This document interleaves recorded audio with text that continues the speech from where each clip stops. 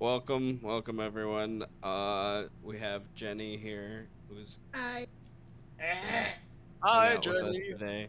Uh, and we I'm an are in our alcoholic. 10th session, which is kind of cool to say. We did it. You got to 10. Uh, and we are on, kind of in like a nighttime situation. It's the 15th day of the month of light, and you have this one day you guys have stretched like 4 sessions out on, it feels like.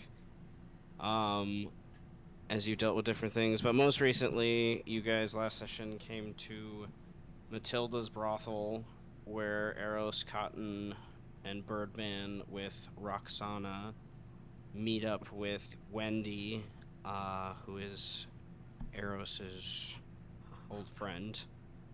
Matilda, the matron, asks Eros for a performance, as she's well known within the city, and is quite successful with that sort of interaction, even distracting the meeting that was going on with the 10th and the 12th house in kind of a side room nearby. Um, and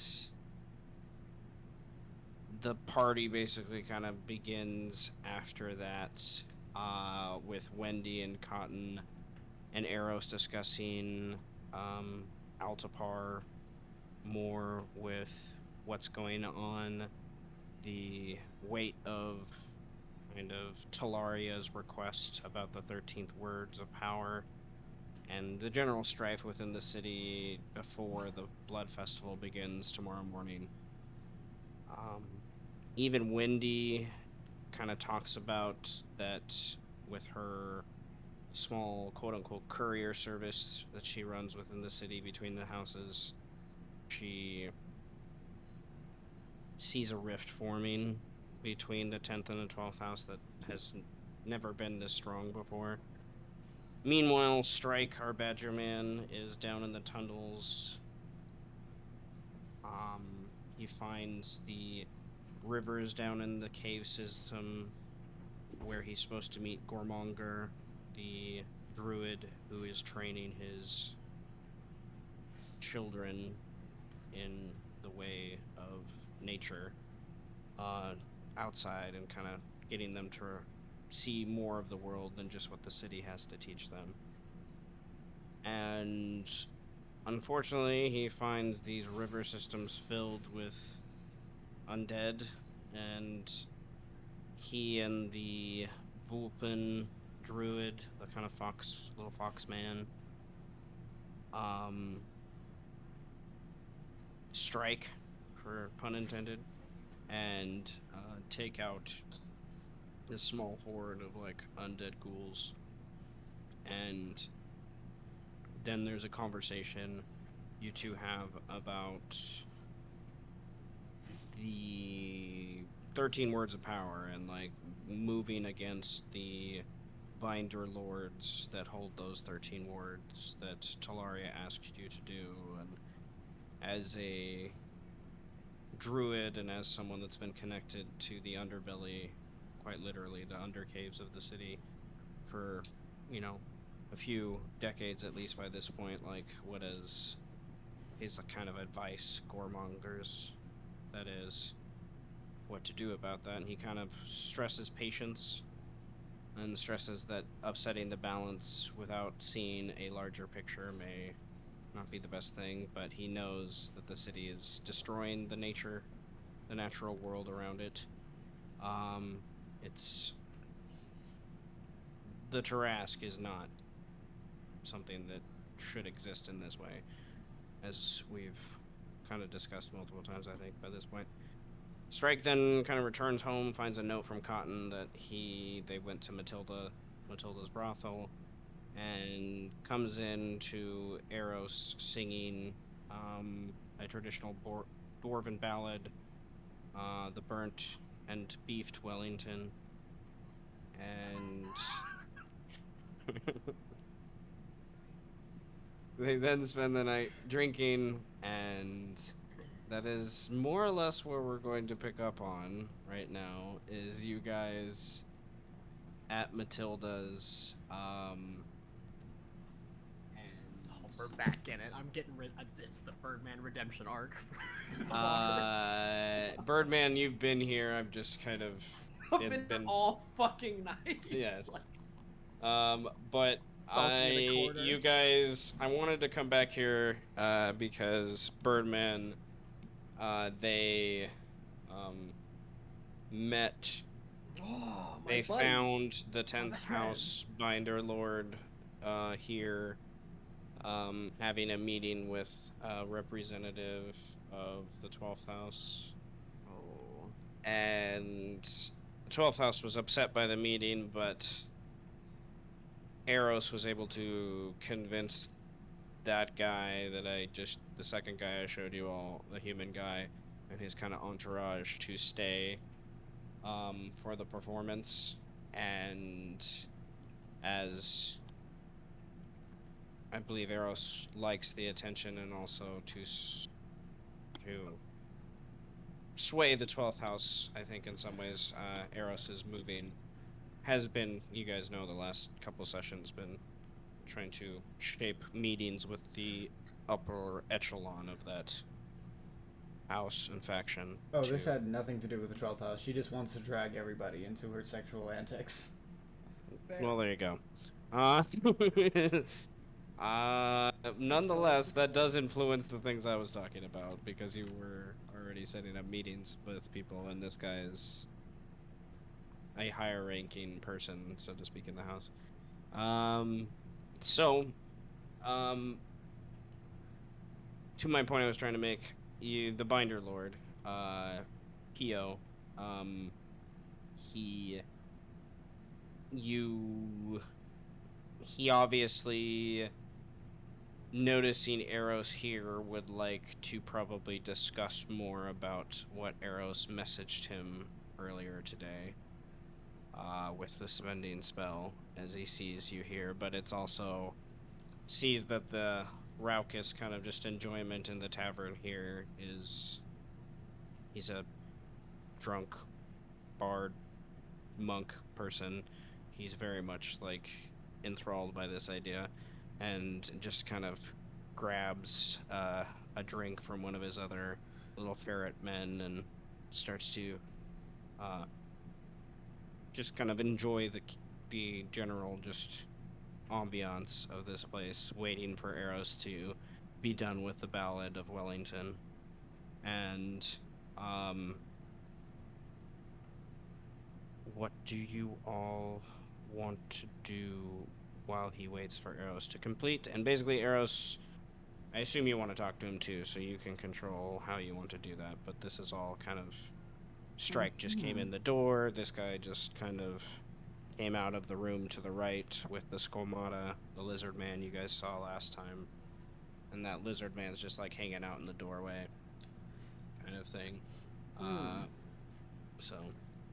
Yeah, totally. Eros totally is here to communicate with people. Yep, that's exactly what she wants to do. So, as she ends the Ballad of Burt Beef Wellington, she grabs a pitcher of ale and starts chugging it, and says to everyone, "Okay, next, it's time for the greatest song of your lives." Visible facepalm, by the way. Visible facepalm. It's like, fuck. And I want to use my new magics. Whenever I was thinking about, I'm using mana illusion to give a visual image of that. Visible facepalm again. Alright, both of you get an inspiration. Everyone? You and Strike, yes, get an inspiration point. Woo! Yay! And Eros, yes, okay. Somebody's Hopefully. gonna have to carry her home tonight. Okay, everyone here, You should already know this song, and if you don't, you're about to learn it in depth. Oh my god. Gather round, you lads and lasses, set you for a while, and hearken we to go. me, Martin, for tale about the You Emerald really Isle. Yeah, Let's that'll all do raise it. our glasses high to friends and family gone, and lift our voices in another Irish drinking song.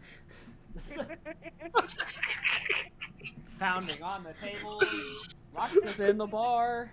Shit is going wrong. It's only been an hour so far. And clothes are coming off. What? Well, Eros is already naked, so... More clothes are coming off. Everybody else's clothes are coming off. That's not how this fucking works. Okay, so Pio is obviously well, this is happening, and he starts to dance on the table and grabs a couple more drinks, and you know, like a hobbit but smaller and ferret like, he's just do do do do do and just enjoying the dance and whatnot. These couple people are just going to start to leave as the Coleoptids are kind of a little beater man, seeing that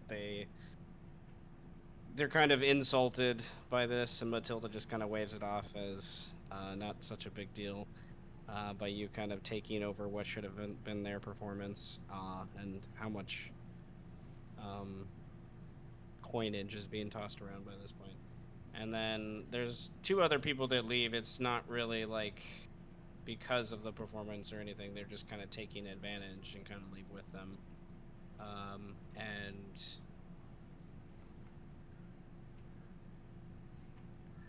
towards the end, there's a couple more people that kind of come in to the tavern and take a seat. And towards the end of the song, and Joe Murphy fought with Riley near the cliffs of Old Deneen. He took out his shillelagh and he stabbed him in the spleen! Everybody in the fucking bar. glasses slamming together. Glass So them too hard, it's broken. Theo is kind of like breakdancing by this point on the Oh table. my god. just spinning Breakdancing, around. bro? And the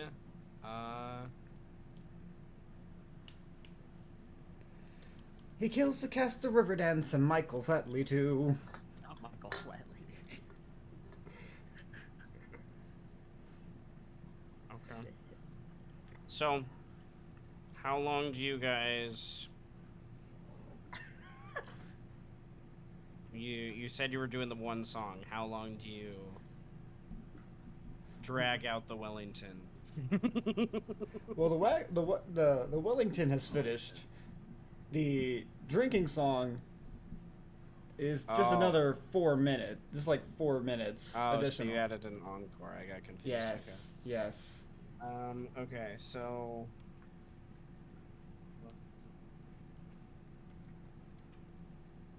Okay. And then, because I feel I have to, a 9 Constitution save as she is Oh yeah, drinking. somebody's carrying her home. You are poisoned and also inebriated. I did some thinking the last couple of weeks about what inebriated means, and that means because like some things are immune to poison. So I'm like, I was like, you have a minus your proficiency on all passives. You know, sometimes, Seth, I also sit around and think about what inebriated is like. As you do. Cool. Yes, I do. I now have a -3 in my athletics. Yeah, so you have to get carried home by strike. So I guess I'll be the designated driver today. It won't be me because I have -1 strength. I can't. My joints are fucked. okay. Well, how long do you guys hang out in the brothel so I know how to time the return home? And or are you going to do anything with Pio? Pio kind of generally gets distracted very easily. So I imagine his like ambiance that he gave to Birdman, that he was like, ooh, you know, arms crossed, like he's totally just distracted by the couple other dancers around him and his couple other ferret friends that are just giggling and chittering as they Go dance. ferret, go ferret, And go then there's ferret, one there's a ferret little wizard man here that's like using minor illusion and stuff to just kind of add some effects and things like that. go as well. ferret, go ferret. With a 16, how well does Eros jump down from the bar top?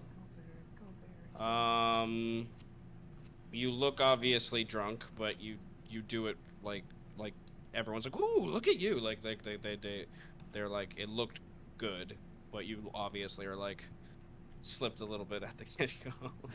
Okay. It's just, I feel like if you're there, like jumping off. Oh, the and you thing, would it's have just like, disadvantage nonetheless because you are poisoned, but Oh yeah, I'll try again. 7. Okay. That's better. Perfect. so you Can I try to slip, catch her? and Birdman Yeah. dives over, uses his reaction, and you almost like you like his hand grabs your head before it on the table. Just Oh, Christ averted. It's like- I flick you on the forehead. Ow! Armored Bird. head flick. Bird Daddy, once- don't do that. That's Once the song is mean. over, Matilda gets all of her kind of performers to see who wants other drinks and things like that. And there starts to be a discussion and comment over here in the 12th house about leaving. You know, they need to go back to report in. And two of the Potori start to talk about how the two other guys from the house left during the end of the drinking song rather quickly. Trying to decide if that's like a big deal sort of thing for them, is like, you know, why didn't they stay for the end sort of thing.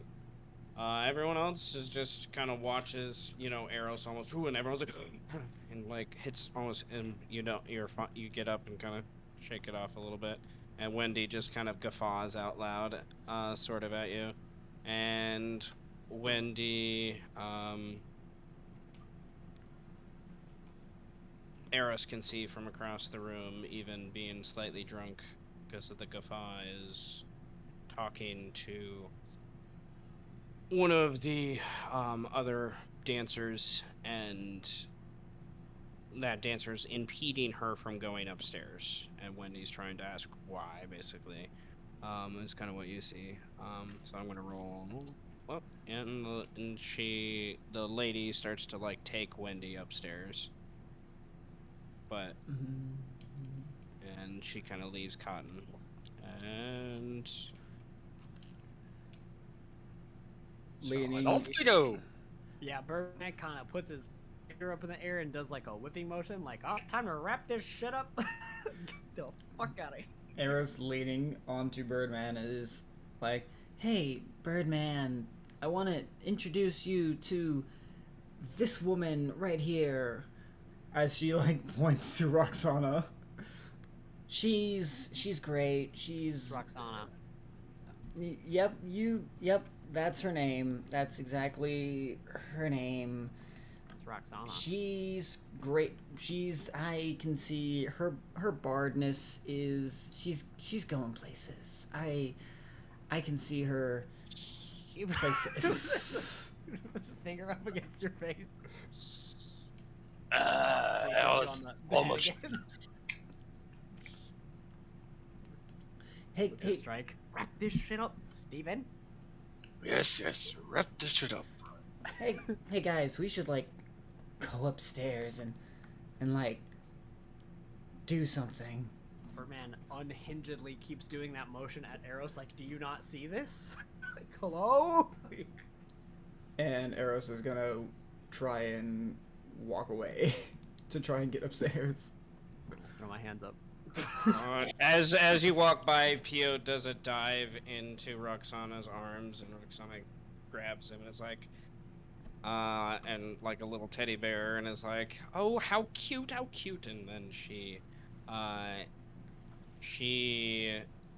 like almost simultaneously as Eros passes by, starts to like walk towards the stairs to go upstairs with Pio kind of in her arms, and then uh, the other people start to kind of clean up drinks and stuff from the other guys that kind of just walked out, and Matilda's over here talking to this halfling and this human woman over there, and what do Strike and Birdman do?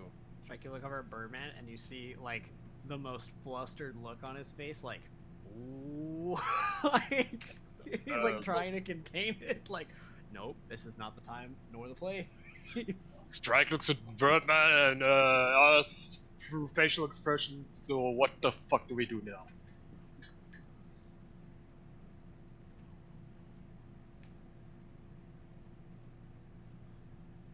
She's fine. He walks up. He's like, I'm gonna just wait and leave. She's fine.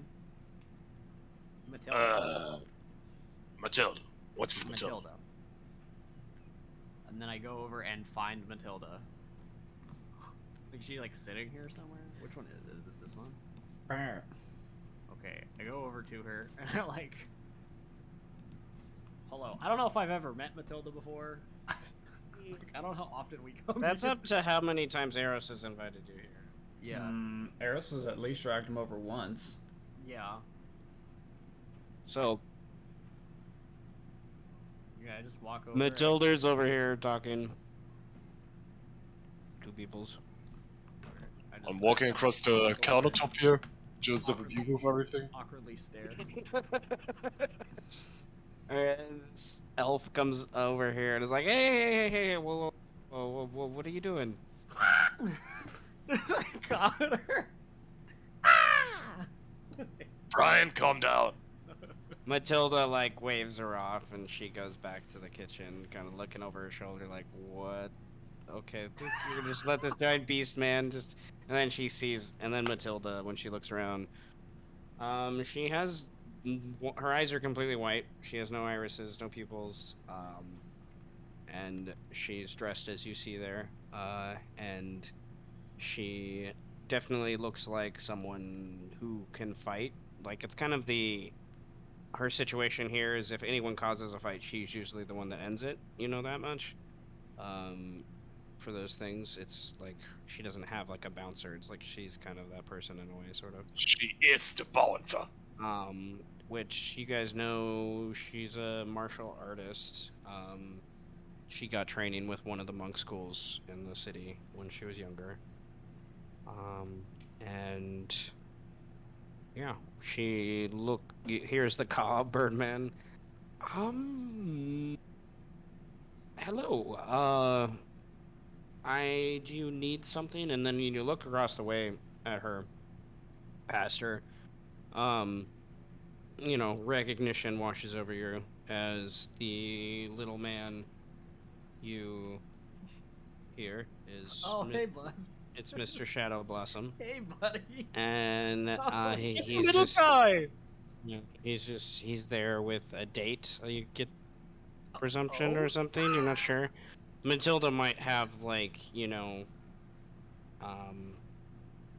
prostitutes that work out in the city to bring people back here, sort of thing. So maybe one of those situations. I gesture at the stairs, and then I say, Steven. Yeah. That's me, Steve. Hi. Just still standing on top the bar. Kind of. Birdman pinches the bridge of his beak. And then he gestures at his face. And then he gestures at his throat. And then he says, Steven? Yeah, that's still me. What do you need?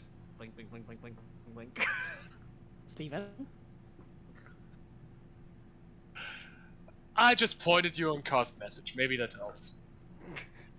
What did you say?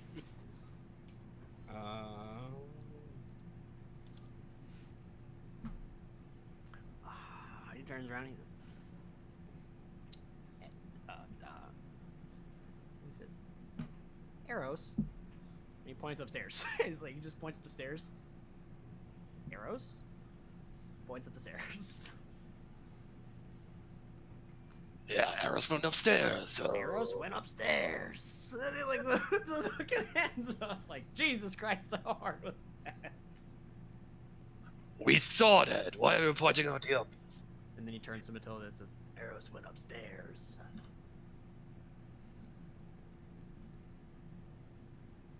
She's fine.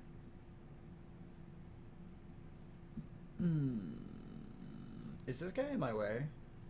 Like, is he like? getting He in my would way? have. He would have squeezed past you. Yes. Whoa! Whoa! Whoa! Whoa! Whoa! Whoa! Whoa! Whoa! He does this. Whoa! Whoa! Whoa! Whoa! Whoa! Whoa! Whoa! Hey. No. No. Rooms are full right now. That's not the only thing that's full up there. Arguably true. Yes. And you hear Wendy upstairs being told the same thing from someone else upstairs that, oh, whoa, whoa, whoa, whoa, this guy, hey, everything, you need to come back in like an hour or so, go get a couple more drinks. And this guy's looking up and he's sweating a little bit because he's like, shit, I shouldn't have let them go up there.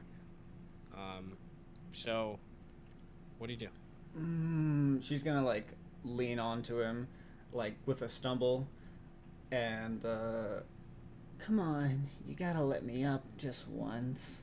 Okay, she's fine. She'll find her way home. She's fine. You have disadvantage, and the his DC is increased by 5 because he should not have let those people up there.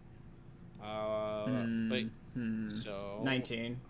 19. God damn your eloquenceness. Because it wasn't 18. All right. So you okay? And he's like, okay, just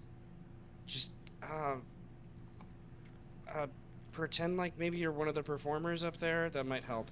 And he like nods and he looks over down the stairs at Matilda, who's distracted by Birdman and Strike right now. And then you can pass upstairs. I'll put you at the stairs that are at. Oh shit! Right. Oh, there's. All right, if I Eris is still naked, by the way. She never put clothes on. She makes it upstairs. Okay, I'm well just this guy like- doesn't care. He did like a lot of people are half naked or partially naked or Cool. mostly naked here. If I So see that she makes it upstairs, I'm kind of like, you know what? She's upstairs. She'll be fine. And then I'm wondering if I could just like give Matilda money for like can you take care of her? I like write something on like a piece of paper, like, hey, she went upstairs. Like, I know she's. oh, comfortable take here. care of Arrows. Yeah, it's like Uh. she's upstairs. Like, send her home. Okay. And here's my address on my coin. Okay, so you take a moment to write something. Roll me a charisma check. Charisma check, just like any charisma check. Yeah, if you're proficient in calligraphy, you could do calligraphy. I'm not. I probably should be. We can work on that. We could probably argue you're proficient in calligraphy, but so that's a 3, so that's a 12. It's a 12. Okay. I make it particularly Chicken nice. scratch.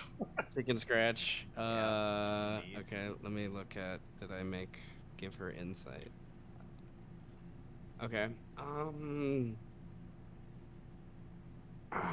I can only, she starts to say, and then she nods at you and holds out her hand with the gesture of, what are you gonna give me? Oh God. She did say earlier to Roxana last session, and you would have overheard this, that if Roxana decides to go upstairs, she has no control over what happens there. Right. Like, it's its own separate part of the business. Like, there's that's- someone else. So. Yeah, that's why I'm gonna drop like 10 gold in her hand and be like, if I fucking hear anything crazy happen, I swear to God, I will Okay. burn your establishment via politics. 12 GP to Matilda. Well, I guess her establishment is gonna burn due to politics. Yep. As politics do. As politics Okay. do. So she nods at that, and the Shadow Blossom and that the look other like people place kind of recording on. see you bring out the gold and stuff, and eyes go a little wide and things like that. And the Pio's inevitably just kind of sat down over here with Roxana after this guy kind of said no to them. He's like, oh no, there's enough people up there, sorry, because Wendy already went up there too. And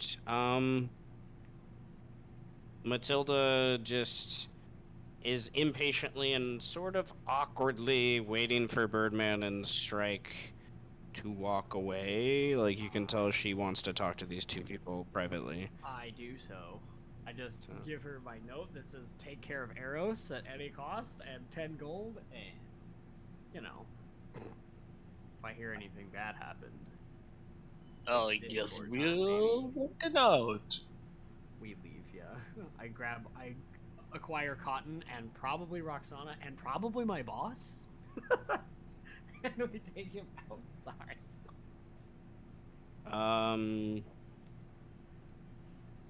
Roll a persuasion check with advantage. Let's go. Hey. Okay. I'm just gonna say I'm gonna say Lucy stays here, Cotton stays here for now, but just to help bridge the narrative, maybe when they come back, if Eros is still here.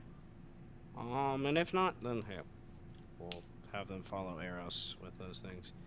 They'll probably say that's what Cotton says. I'll wait for Eros, and make sure she gets home already. And Man nods. He's very appreciative of this. and Roxana, with Piovani still being carried like a little baby in her arms, half drunk and half asleep, follows you to the door, and there's a drunk wizard there, like throwing up, little like wizard guy. Oh, I didn't mean to make him grow. He doesn't have a He large casted person. growth while puking? That's impressive. Oh. That's impressive. A white magic, Can I baby. get rid of the puke quicker? That's the tech. Uh, Make your stomach bigger, get rid of it faster. where do you guys? Where do you guys go, Bertha and Street? I imagine home. It is freaking late, isn't it? Like, Yeah, probably. yeah, It's like late. it's not it's not midnight yet, but it's breaching. Yeah, it's almost late. late. We got kids, so no, they're teenagers, but yes. why am I allowed? Why am I the responsible one tonight? This seems so fucked. I'm usually Everything the one, is like, wrong. I'm like shanking dudes in the street. Yeah, like this is not okay.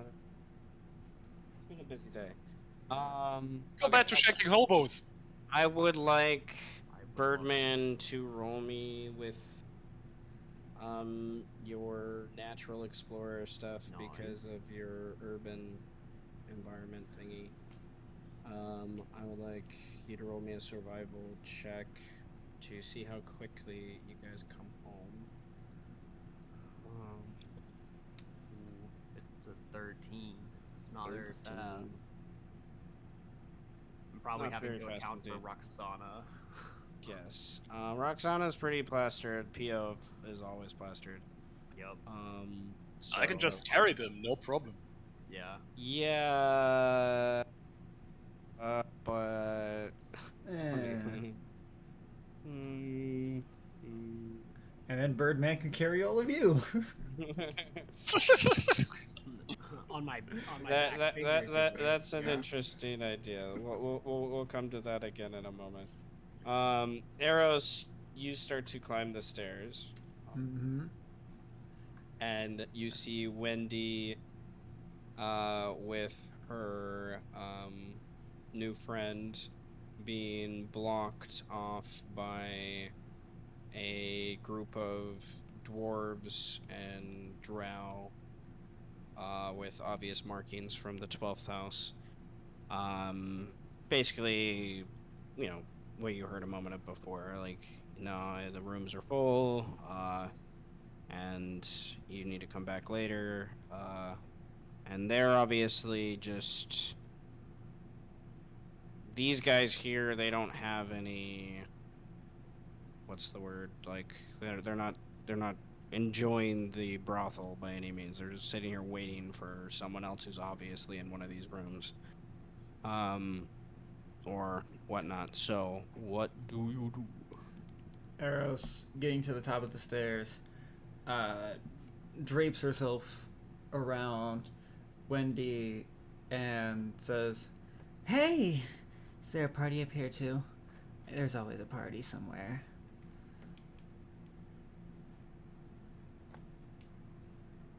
And Wendy looks behind. It's like, that's what I'm trying to tell them.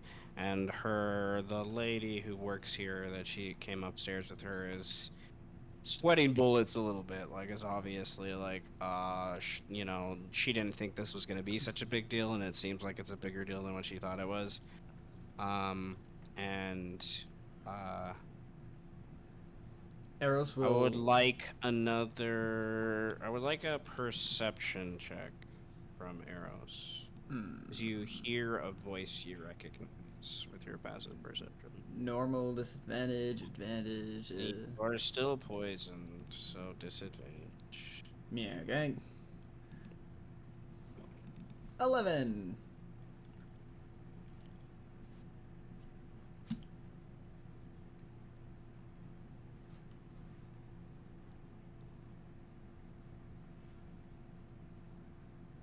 Okay. It gets lost in the voices of the others trying to, bark at Wendy about how they need to leave. You see, though, behind these people, uh, another two drow that are dressed to be more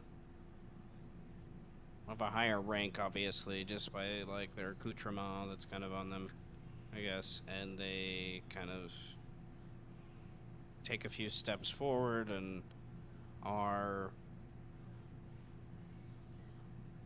unhappy by this whole situation. And at this point, Wendy and you are kind of picking up on that they are about to be to the point where it's like, no, like, so you need to roll me a persuasion check.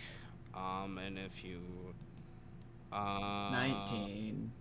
okay, and then they have that and that. Okay. So what do you say? Because that might influence how they invite these things. Well, Eros is going to straddle herself onto the banister here and just lean over it uh, while looking at all the different drow and whatnot, saying, "Come on, does everything have to be so full and uptight? There's always another hole that we could stick ourselves into."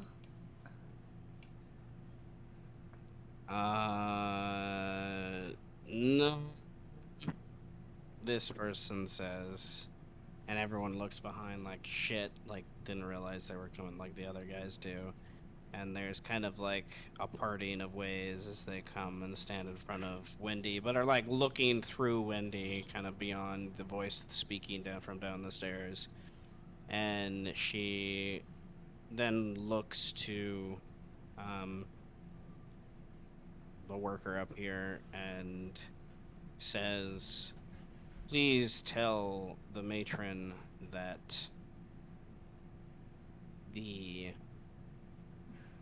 payment will reflect this blatant disregard of what she promised for us today." And the lady here kind of, um, because they can, kind of takes the disengage action and kind of like runs down the stairs at that and is like, excuse me, and just like bursts through your guys' squares. And Wendy just looks a little confused and her hands behind her back at where she probably has a hidden knife or something like that, trying to decide what she should do about these things. But nods a little bit and then looks back to Eros. Like, what should we do? You can go back downstairs. I kind of want to be up here. This seems like the perfect place. Hey, do you guys are drow, right? Your skin and the ears and hey, do any of you guys know shallow butter? Just questioning. Roll an insight check. 9. They look at each other and are like, kind of each shake their head after the main lady with the white hair shakes her head. And the dwarves just sit there completely stone silent. Huh. I guess you guys don't all know each other. Well, then again, I don't know everyone either. Although one day, maybe I'll get that chance. Maybe then, Mom will be proud of me and not call me a slutty whore anymore. Maybe. They just look at each other, look at you kind of oddly, and just wait for you and Wendy to walk down the stairs. Like they're not really budging on that idea. And Wendy gets really awkward and just goes to the bottom of the stairs, but isn't completely comfortable walking all the way down, leaving you there. Hey, does anyone want to play a game?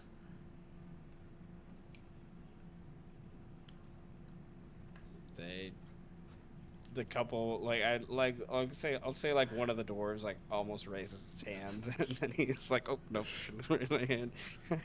As this guy and the lady like stares daggers at him and he's just and no games tonight. We are about to leave.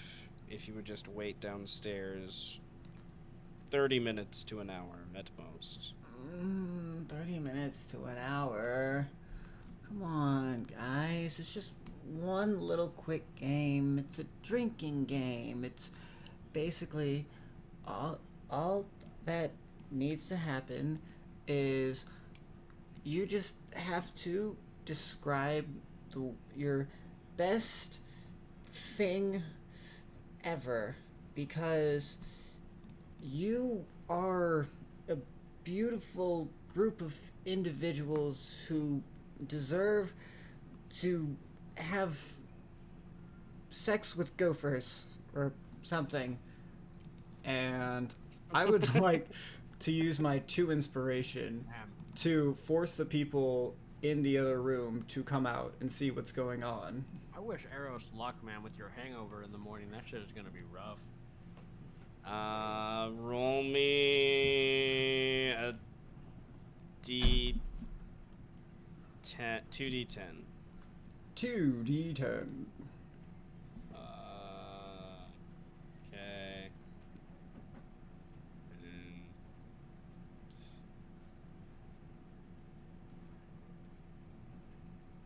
Okay. About simultaneously, as you're saying this, 2 dwarves with the ladies they were with in the rooms come out and close the doors and kind of are in dwarvish asking the nearest dwarf kind of what's the commotion and what's going on, and the one worker kind of just leans up against the wall here, the other one kind of like moves slightly away just to be like, oh shit, this doesn't look like a good situation, at least from what the drow look like, and we're gonna switch over back briefly to the other group at that shift of inspiration. So I make the best of choices. Very responsible.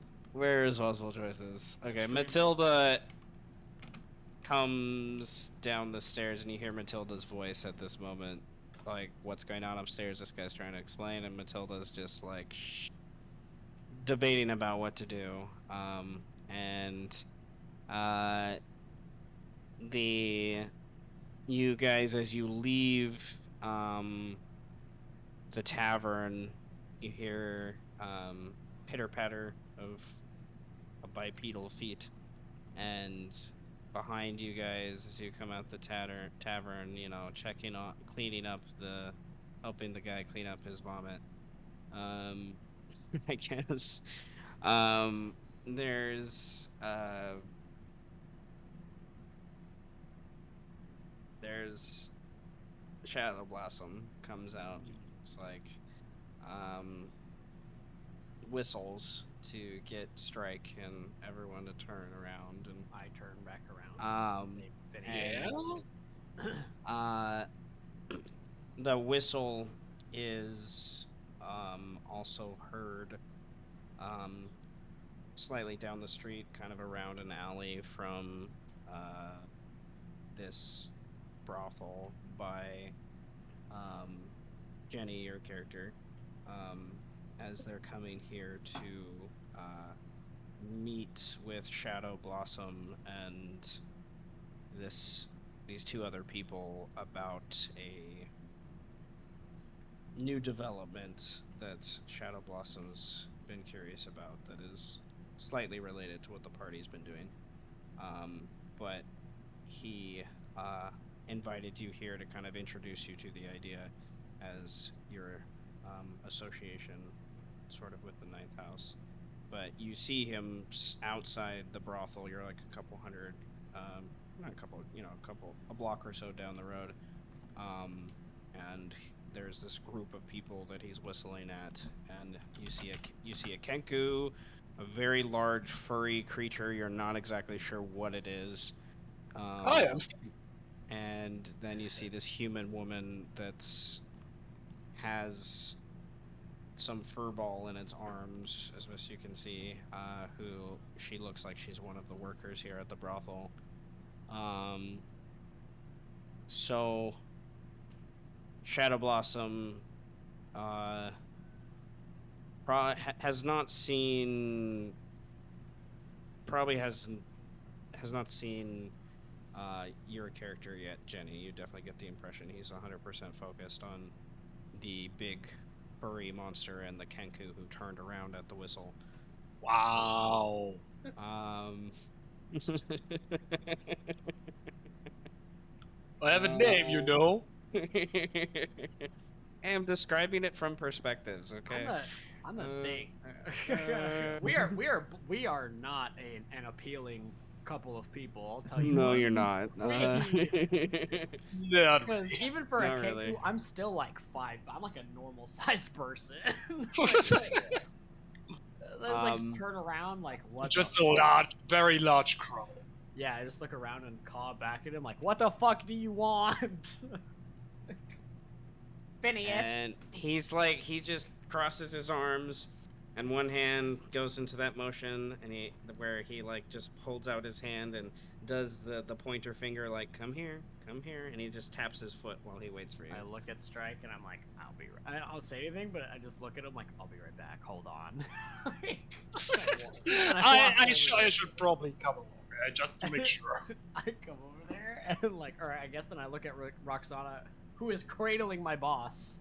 Like, I'll be right Yeah, back. I mean he's like asleep more or less by this Oh, point. good. That's Like, good.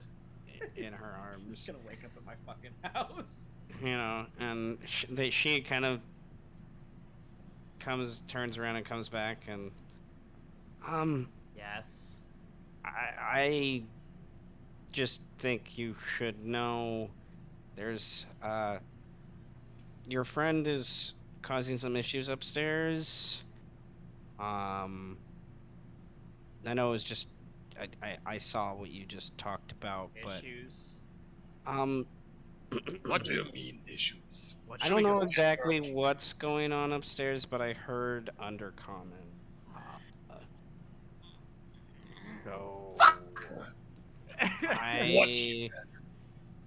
I don't know. I didn't know they were visiting today. Usually Matilda's a little more open with all of us about this stuff. but that obviously didn't happen. So, um, I don't think Matilda wants to cause too many issues here because if they are upstairs, they probably rented out the place for the night. Um, so I think that's why she had the guard. Matilda's chewing out her little like stairman right now. So I look at Strike and go, Steven? And then gesture towards the door, like, go get her? I can't. Yeah, yeah. Yeah. And I just walk in, squeeze past Matilda and bounce, so go, excuse me, I'm getting the little traffic out. okay, you walk in, go to that point, and Shadow Blossom, as your large figure just moves, and there's like an open space. Through that open space, down the road, he sees and his.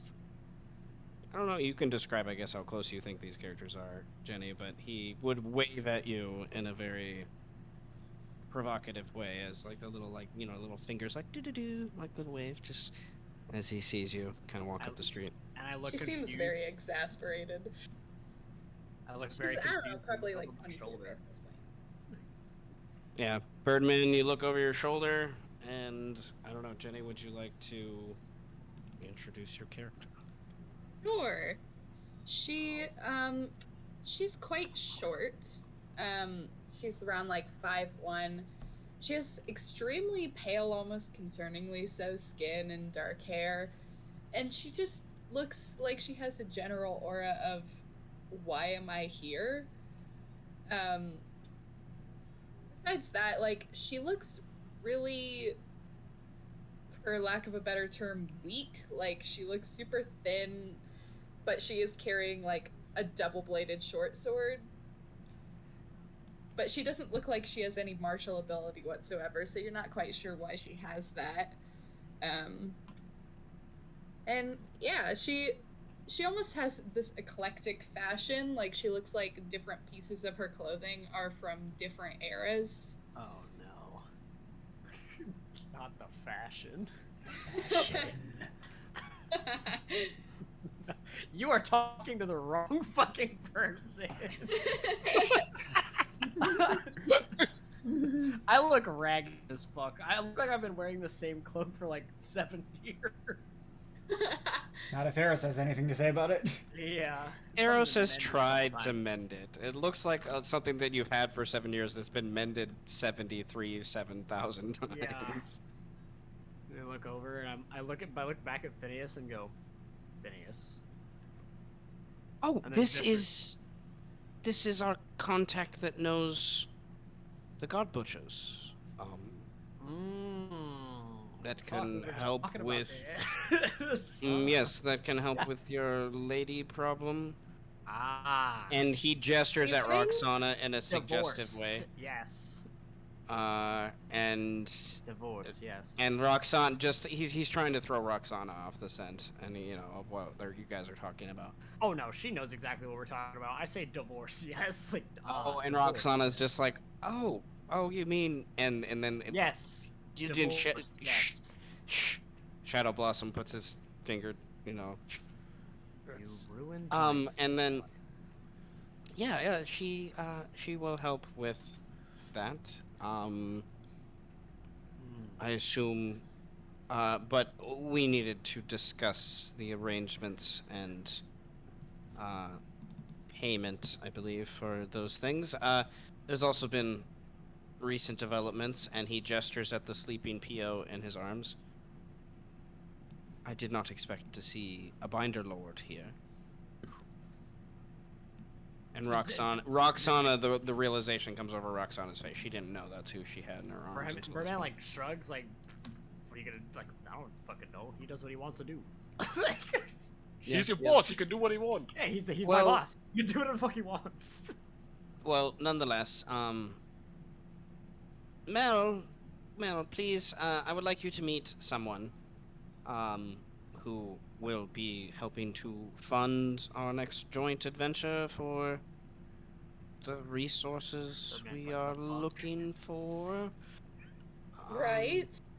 He says the fuck. He's like, So, And who would that be?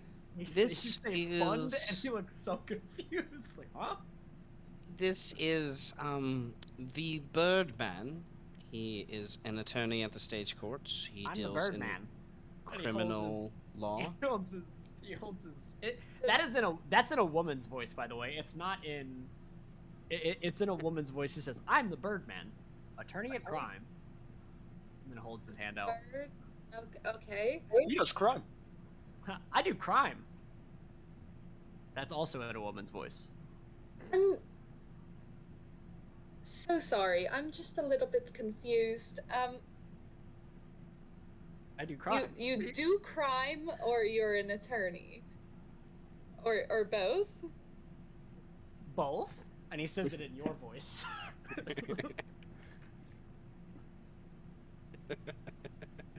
Great. I can see this will be a very productive conversation. Right. Productive conversation. As he puts his things up, he puts his hands up and does air quotes. Productive conversation. Oh, I love it.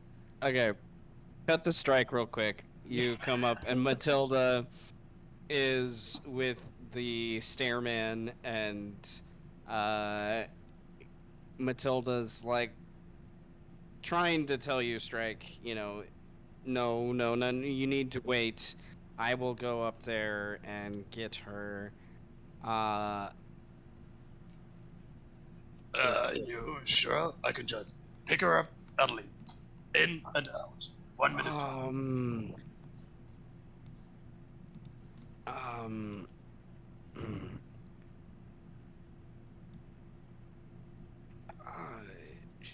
roll a. No, you don't need to roll a check. Okay, she thinks about it, and you start to go upstairs, and Wendy's kind of goes downstairs past you, and as you do, and Eros is Casting detect thoughts Being a monster.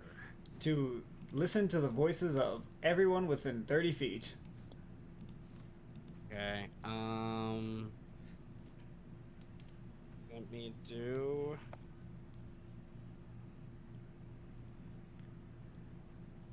Shit, what is Drake thinking about? Why do you make me think?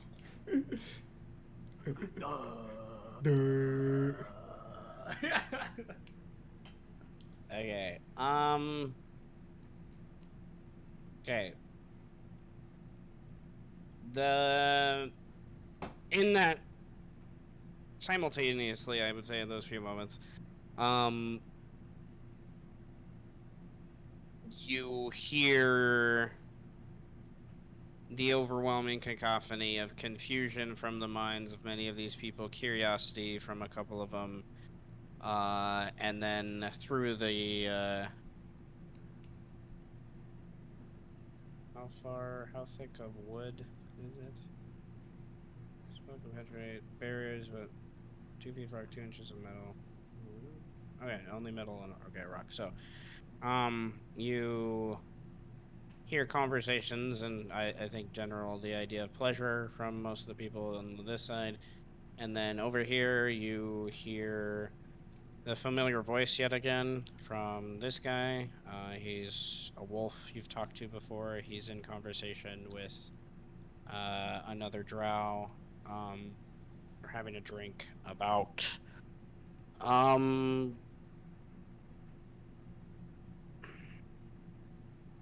they're having a very mundane conversation about just kind of their day. It's not really too complicated, but roll me an insight check and as well, and then this person right in front of you, in Undercommon says, which you kind of pick up on the mental implication because of the detect thoughts in Undercommon, says, stop the mage before she casts that spell, but you get it off before any of that can happen. And with your insight, though, these three over here are quote unquote undercover,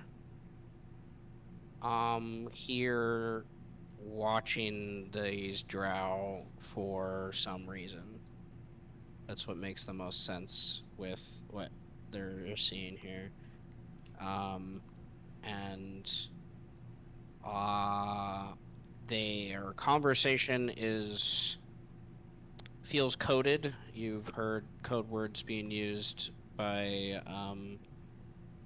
many of the thieves, thieves can't kind of stuff going on. You're kind of picking up on that from those three. And the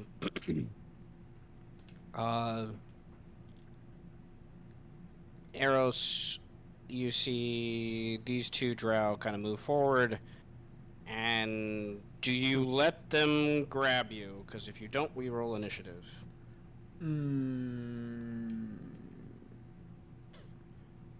I want to say Eros just kind of trips and falls. Like, on accident. So, yes? If they can catch her. Okay, I'll have one of the guys roll with advantage because of help to see if they catch you before. Okay, they do. Unless you want to roll an acrobatics check, but you said you're just falling, so. But okay, they grab, and that's what Strike sees. It's like the tail end of that. Yeah, it's like this guy, Eros, is like drunk, slipping on the top of the stairs, and this drow's going in to catch her, and then he's going in to put his hand over her mouth to get her to stop like concentrating on her spell. That's where Strike comes in, climbs all the way over the ceiling, pops up behind the guy and goes, "What do you think you're doing?" Okay, I would like an acrobatics check to see if you can squeeze through there first. An acrobatics check with my climbing speed? It's still a small space. Alrighty. Oh my Okay. god. Well, okay. We're rolling initiative. Oh, very nice. As you guys roll initiative, Mm. and then we'll jump back downstairs real quick. As you guys will start to hear. Oh, I didn't mean to delete Strike. My bad. Rude. Put me back! I'm getting there. Put me back! Hey, Strike. Where am I right now? My guy.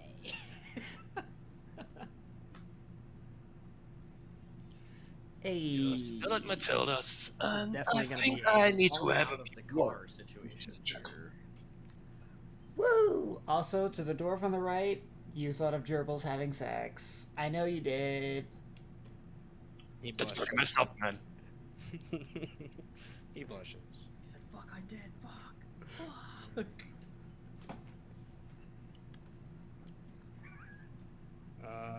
Okay. You're the fucking worst. Okay. I'm only gonna roll for a couple to start. Okay, so downstairs.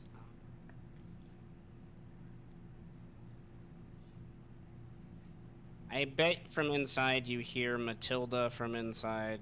She's not too far. The door is wide open. Um, you hear her yell, shit, what is that furry bastard doing? As she sees him climb up the ceiling. And then those of you that have passive perception, looking. Okay, so yeah, Birdman and Mel, the two of you outside, hear basically the commotion that Strike has begun. Like, what he has done.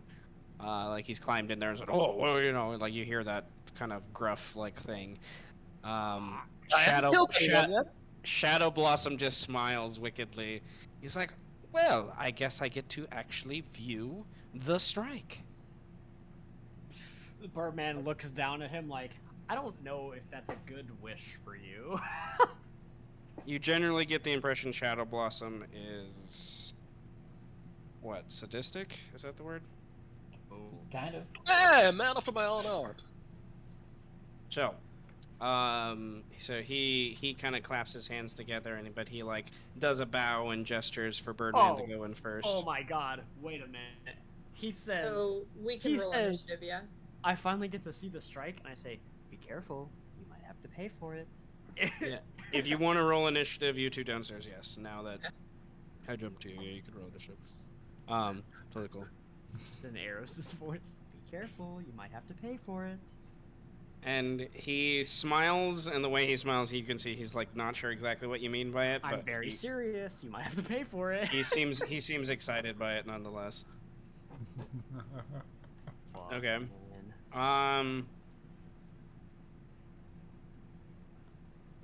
Wow, Alright. you two just get to. We just get to dip. It kind of narratively makes sense. You guys, there's more of a traffic jam upstairs. All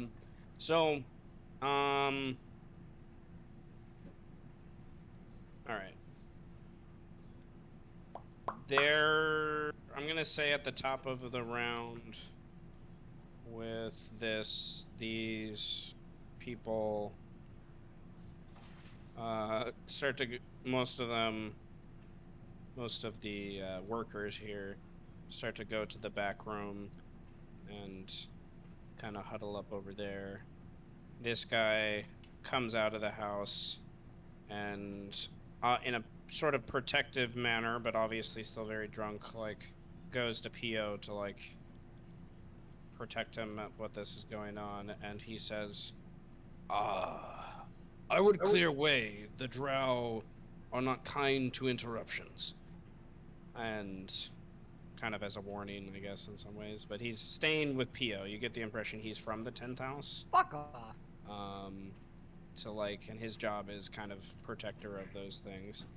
And there's a couple more reactions and stuff like that. And Matilda Fuck off. pushes upstairs to get behind Eros and is just trying to take in the situation. And Wendy goes more to the top of the stairs, and we'll say Cotton goes by the stairs and he's kind of looking up through the bars of the stairs here.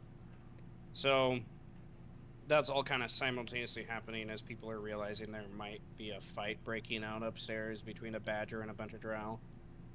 Is what basically people are murmuring. And what do you want to do, Jenny?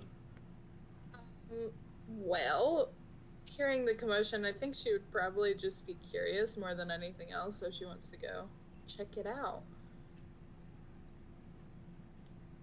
And it was coming from upstairs, you said? Mm-hmm. As you come in, see the stairs off to your left over there. And the stomping is like literally in these squares right above you. Okay.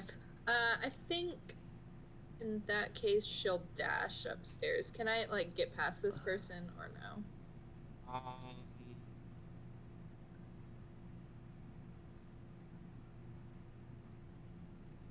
How many more feet of movement do you have if you dash? If I dash, I have 50 more feet. Okay, so 5, 10, 15, 20, 25, 30, 35, 40. Okay.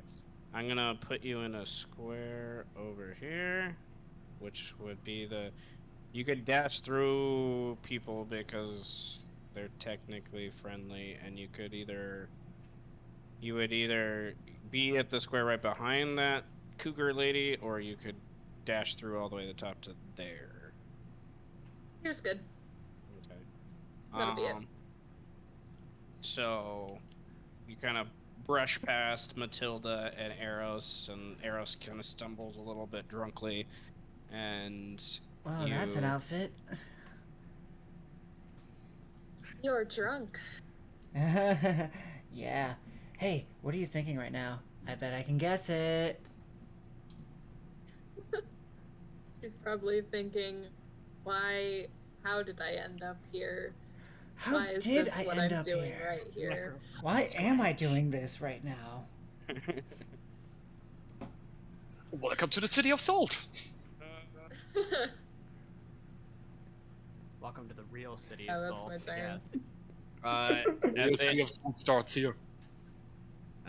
Shadow Blossom at the end of your turn just kind of walks up to the door and is just like, well, I knew I hired the right person to get the hands dirty, so should you, Birdman? You generally get the impression he's not here to fight. He's just gonna like slowly follow you guys upstairs to one of you guys. Birdman looked at Roxana, realizes that she's fine out here. Just he kind of like gestures to her, like, "Don't fucking move." And then he casts Zephyr Strike on himself, and he fucking runs up the stairs like as fast as possible. Like I dash up the fucking stairs. Okay, My so 120 movement. 120, so Yeah. okay. 5, 10, 15, 20, 25, 30, 35, 40, 45, 50, 20, 55, 60, 20. 65. I need. Okay. I need an acrobatics check to get upstairs. I will do so. Okay. So you are able to kind of dash and slide through these couple guys past arrows very quickly like the wind and kind of rise up on one hand on the side and get to your knees and then look around and see that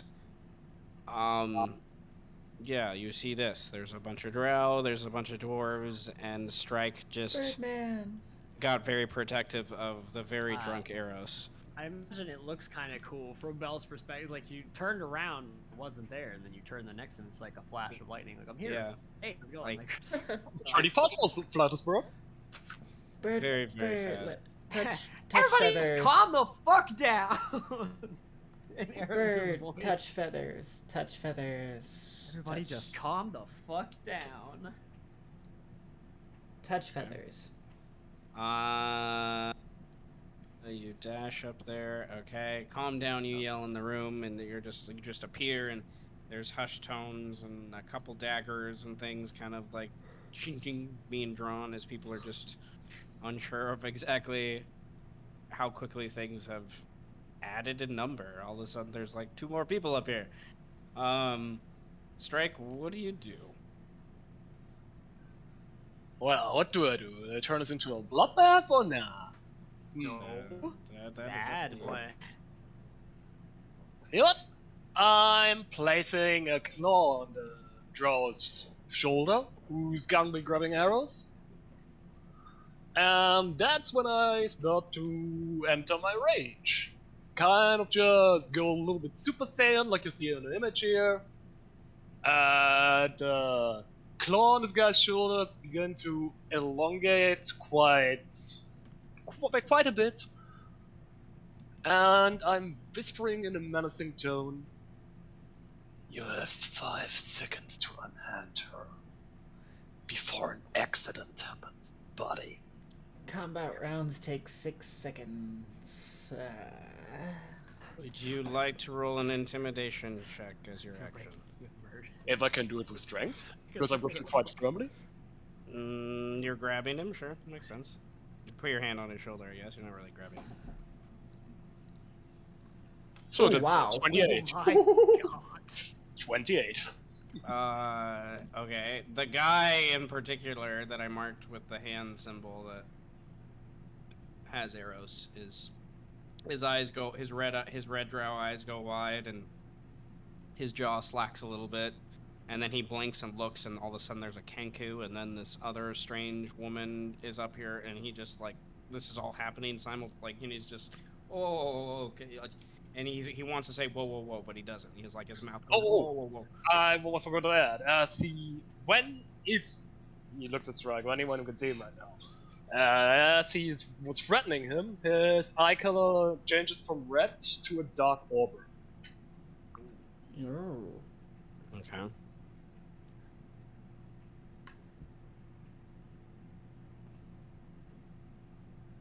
Okay.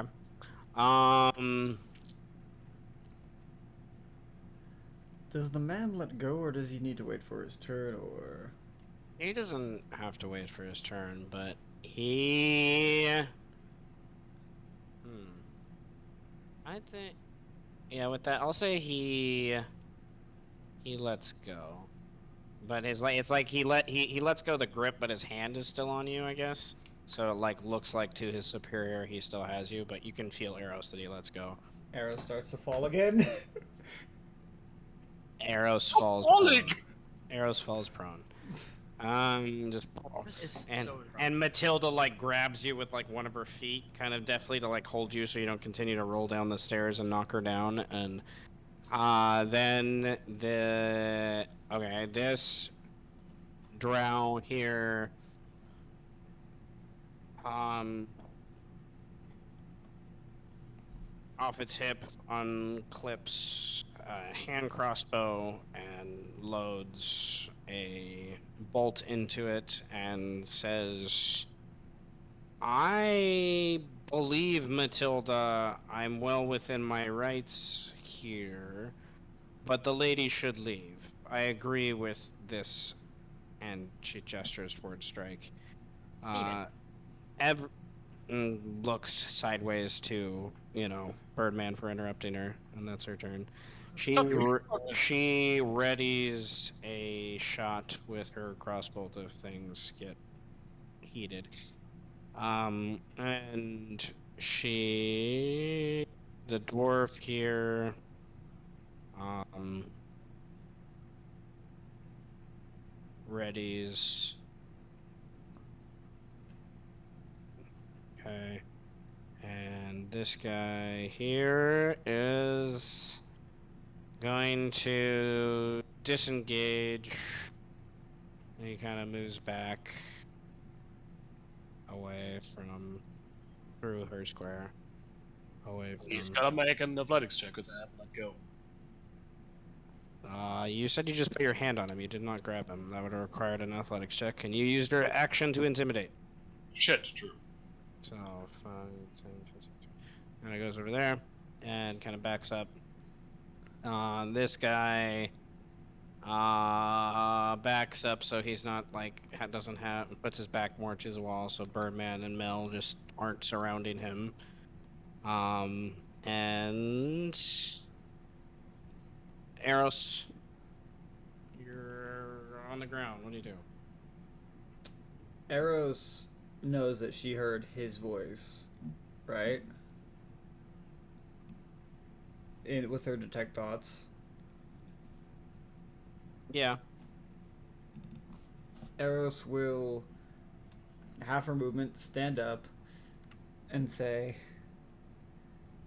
"Okay, guys, I'm gonna go. I have to go pee. I'm gonna go outside, uh, and I'm gonna pee. Okay, bye." And she's gonna then like go past Matilda and like stumble down the stairs. Wendy helps you a little bit, and with your movement, you get to like the square past Wendy over there. She's then going to use her bonus action to dash. Yeah, she gets right out the door and just pees there. Um, you walk past the you walk next to the halfling who's sitting there just like about to light a cigarette, and he's like, "Oh, oh, oh, hello. Is Hi. everything okay?" Everything is great. What? Okay, this dwarf, he goes there and he looks down the stairs, looks to Mel, looks to Birdman, looks to Strike, and in common says, I think it's time for you all to follow your aimless friend.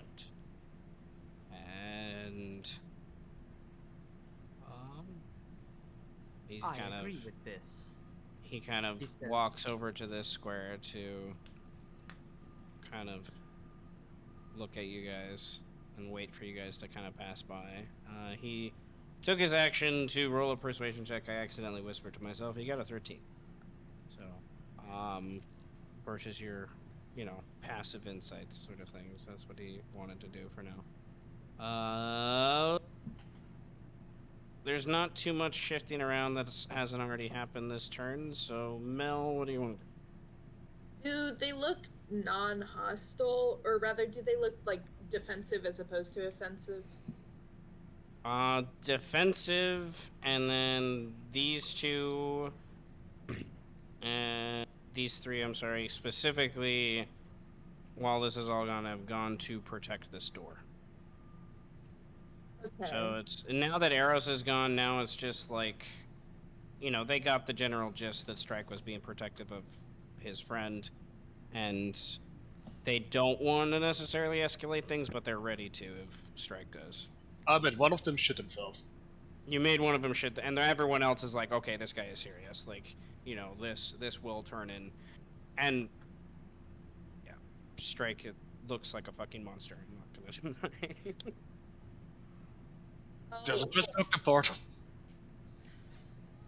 I'll look to Birdman and just say, what's the plan? Are we staying or going? You should follow your aimless friend. I agree with this. He says in both of these people's voices. I agree with this. Okay. Steven? Pleasure to meet all of you. Ryan? She'll head He like gestures towards downstairs, the I stairs. guess. Steven? Mel? Brian? Look down the stairs. Steven? Down the stairs.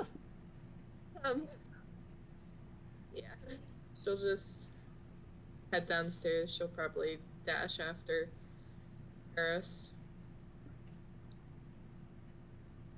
Since all three of you are kind of jumbled up here, is that what you all do? Yeah.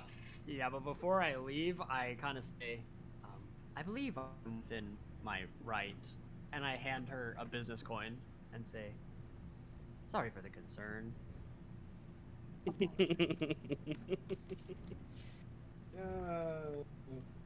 I'm just Okay. walking out. The 12th house knows who I am. If they have any questions, they'll call me. I'll get ahead in the mail if they have any questions. I'm walking out, grab the cigarette from the halfling and smoke myself. Well, Finally gets to see the God strike. damn it! action. I just Eris spent is 5 still- minutes rolling that one. Damn it! Sorry, really need it right now.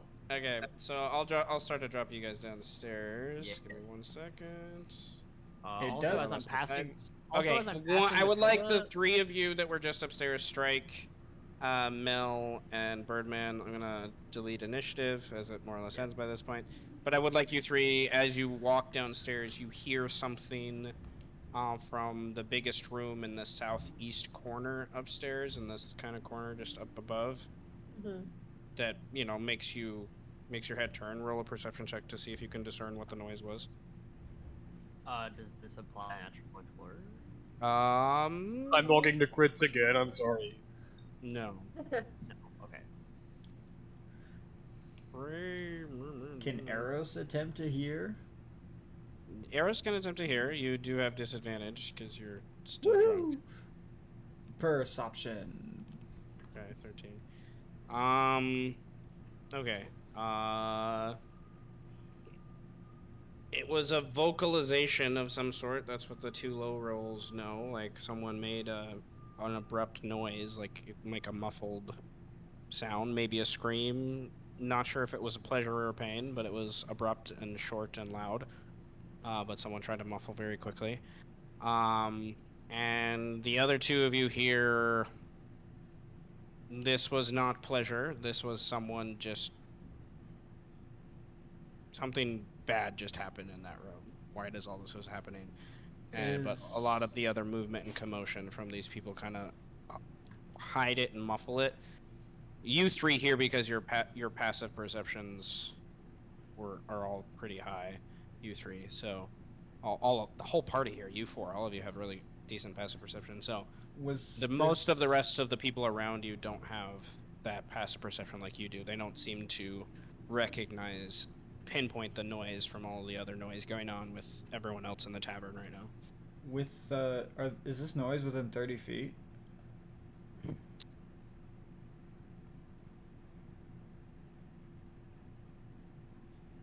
Yes. You hear in your mind's eye at the tail end of your kind of,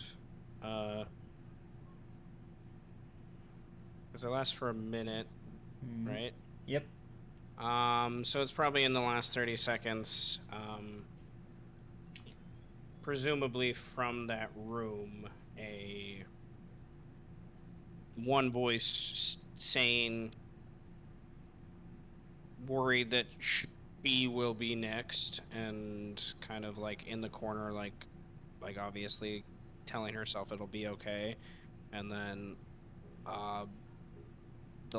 there's the last moments I think of the other person are a confusion, mixture of like pleasure and pain, and then you have this other voice that basically just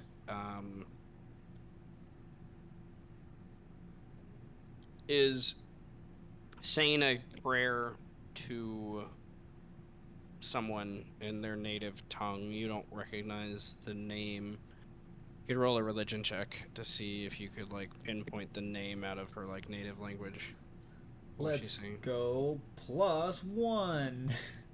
Okay, so no, you're not sure. You know she's saying a prayer to some goddess, some sort. Is the general get like this was a sacrifice? You're getting the general impression. I guess we're going back up and raiding Carnage then. The rest, you don't get the impression anyone, even Matilda. You don't get the impression anyone else, even Matilda, don't know what's going on here at this moment exactly. So speaking of Matilda, I think I should get an investment back here because I had to do the job that I paid her to do. She did not do very well. Most of the time. Birdman is like not happy. He looks at her and he's like, bruh. Like, really? Mhm. Seriously? Seriously? So, Matilda would be downstairs. She'd come downstairs after all this, and she's obviously talking to all her workers just about the general commotion, trying to calm people down. And Wendy would eventually come outside and like with Cotton and be like, "That was a fun night." Yeah. Well, what is? She looks at Birdman and not Birdman. She looks at Strike, who I imagine he has some sort of changes in his attention for the noise that he's hearing at this point. Yep. What you just said. He's thinking about going back up there, checking on what the fuck happened. And Wendy stops for a moment and like looks Strike up and down and kind of shrugs, and then looks at the drunk Eros and Shadow Blossom and Mel across the way and be like, "Well, is the night over?" And still looks at Strike confusedly. Hey guys, Yes. wanna hear a magic trick? And she casts No. directly on top of them silence. Okay, you cast silence on where you guys are standing. Yep, right here. Okay. I'm casting Mana Illusion to write. What was that for? Okay, well, Furiously pinching the beak. It's like, that happens. Well, that changes the next thing that's gonna happen. Okay, so you're in silence. What do you guys do? Eros is going to take one step forward and I have to see if this works. She slips in her own piss and falls in it. Covered in mud. Not if I catch you first.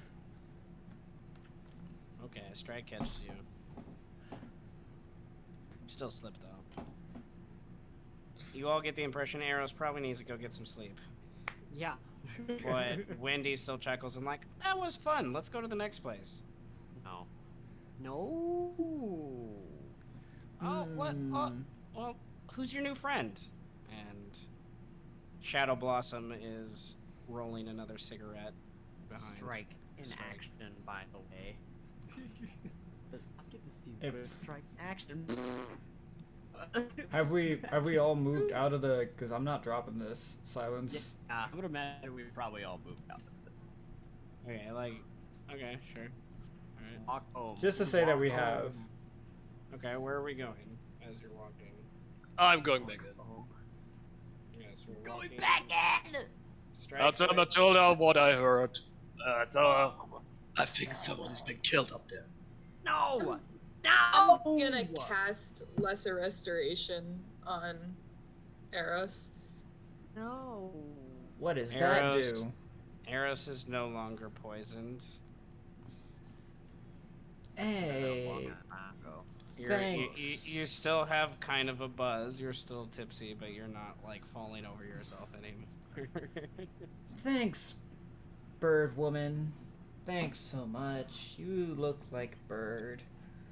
Man, fucking is like, I you need to go look home, dude. Like a bird.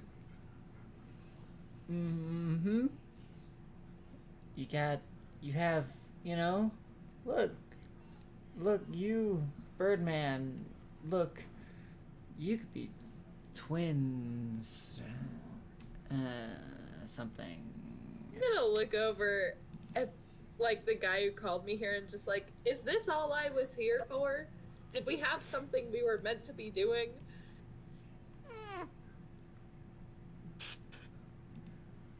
Did we have something that we were meant to be doing? Nah.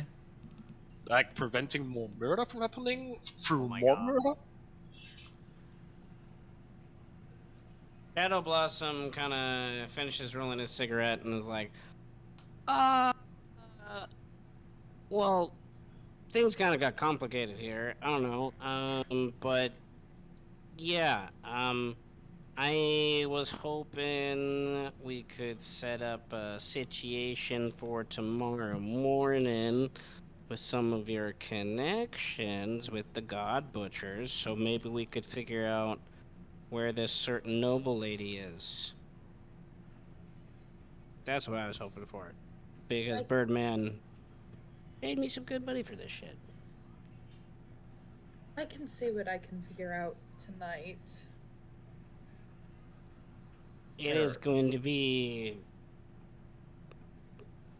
difficult, so I'm willing to throw in a little bit extra for this stuff, because you know the festival starts tomorrow. The God Butchers are pretty busy making sure the initial severance is without issue. Eros casts. Of course. Eros drops silence and casts Detect Thoughts and tries to invade Mel's mind. Wisdom save? Yeah, can I? All you have Anything to get do from- is beat a 14. Anything that you get from the Birdman is like, It's- can we please go home? Can we please go home? Can we please go home? Kevin. I get to invade your mind for 1 minute. And Great. Have Eros. fun. Eros. Jenny, get an inspiration point. And in my game, to be more explicit, I guess, about inspiration, you can have a pool of inspiration equal to your current proficiency modifier. It can go above that, but you have to immediately spend those ones that go above. You can hold on to the other ones. And you can spend them to reroll and do narrative things and things like that. There's a handout that sort of explains some ideas in Fun. the journal, and at the end of the session, that's one of the things we do to like add to experience to help you level up other than like milestones level up, because this group has slowed down the game significantly. Very, very much. You should have expected I this. couldn't tell you why we slowed down the game. What we have. No, they just get lost in drunk antics and things like this, which are hilarious and I enjoy. These are not bad things. I'm not saying in any way. It's just when I initially wrote the campaign idea, I was like, I thought we would be at like level 10 by this point. Nope, we're not. Okay. Some characters enjoy this more than others. You know. Okay. One level So, ahead, I got my magics. I don't care. True. so Eros pulls out this copper coin and starts to play with it in their hand and says a couple arcane words. And Mel, this like makes you like zone out for a moment, and all of a sudden you're in your head with Eros. What does Eros see with you when Eros joins you in your mind's eye? Eros first learns her full name, and Full then name, yeah. and then pushes to find her most to first a little just to know what house she's worked with the most, and then if she can try to get to the most traumatic thing in her life.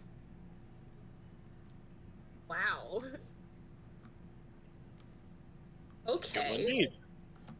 Brand new character. Have not fully fleshed out her backstory yet, but okay.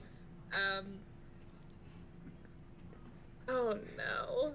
Welcome to Eros. Into the city of salt, Sorry. man. Let me fucking pull up my notebook. God Sounds damn it. almost my every day. Her most traumatic memory. Okay. I don't know if it's weird to say. It's probably like only bits and pieces. Like I don't think she would remember all of it. So you might find out even more than she knows. But you can tell based off the surroundings that there is some point in which Mel definitely either came very close or ended up dying. And like a couple of her friends got killed as well. So you can find that out. What else did you want to know? What house you've worked the most with? The 9th. Okay. Then, like, once the spell ends and you're both, like, pulled back, Eros says, Melida Mel Apacenta.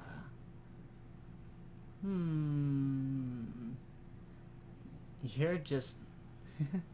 You're fucked up like me. Not quite the same.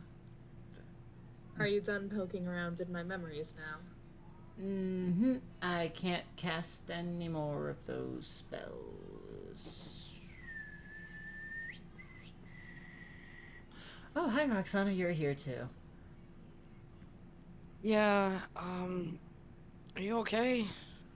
The man at this point has begun, like, he has his knife out, and he's just, like, throwing it up and down, catching it on the hilt, like, I swear to God, I hope this knife goes to my fucking...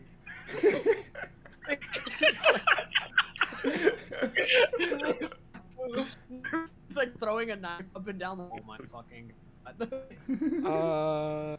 I imagine... Gosh. Okay, well, I am so wet right now.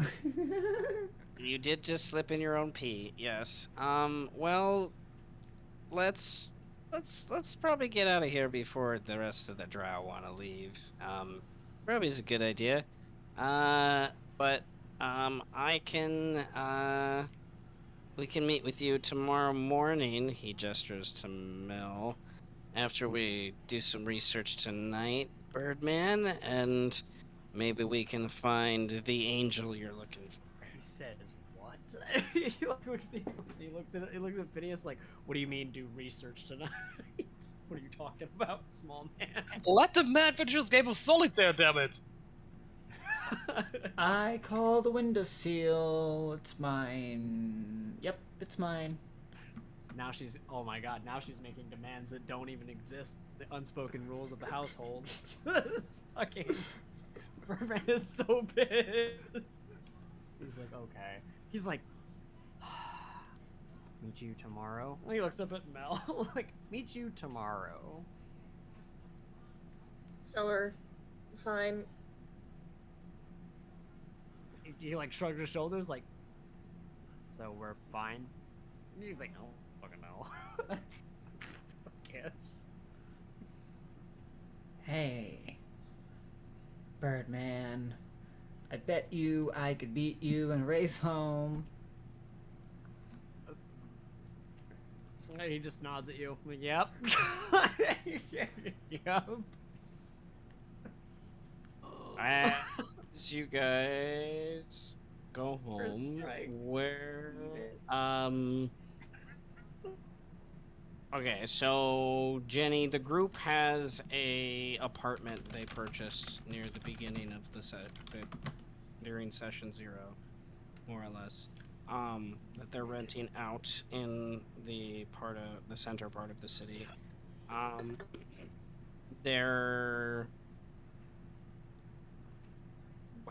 where does Mel stay, and what does Mel want to do with helping Shadow Blossom find this angel he mentioned moments ago? Right. Well, she would probably not go to the group's apartment. Sorry. That's Fair. a solid I no, have, thank you. Oh, probably no. makes sense. I have to babysit, so probably not a good plan. Yeah. Babysit? Don't you mean arrow sit? I mean babysit, because I have to check on children now because their father is going to go fucking fight someone.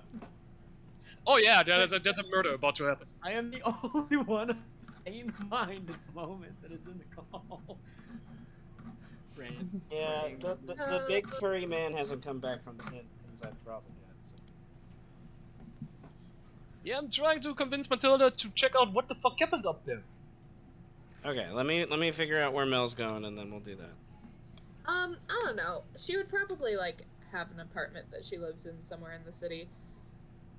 And as for what she has to do for Shadow Blossom, I don't know. Do I have like someone I can ask at the ninth house that could help me with that? In what capacity? Like magic wise, or like having an extra pair of eyes, or I don't know. What are you looking for exactly? Probably magically. Okay. Um.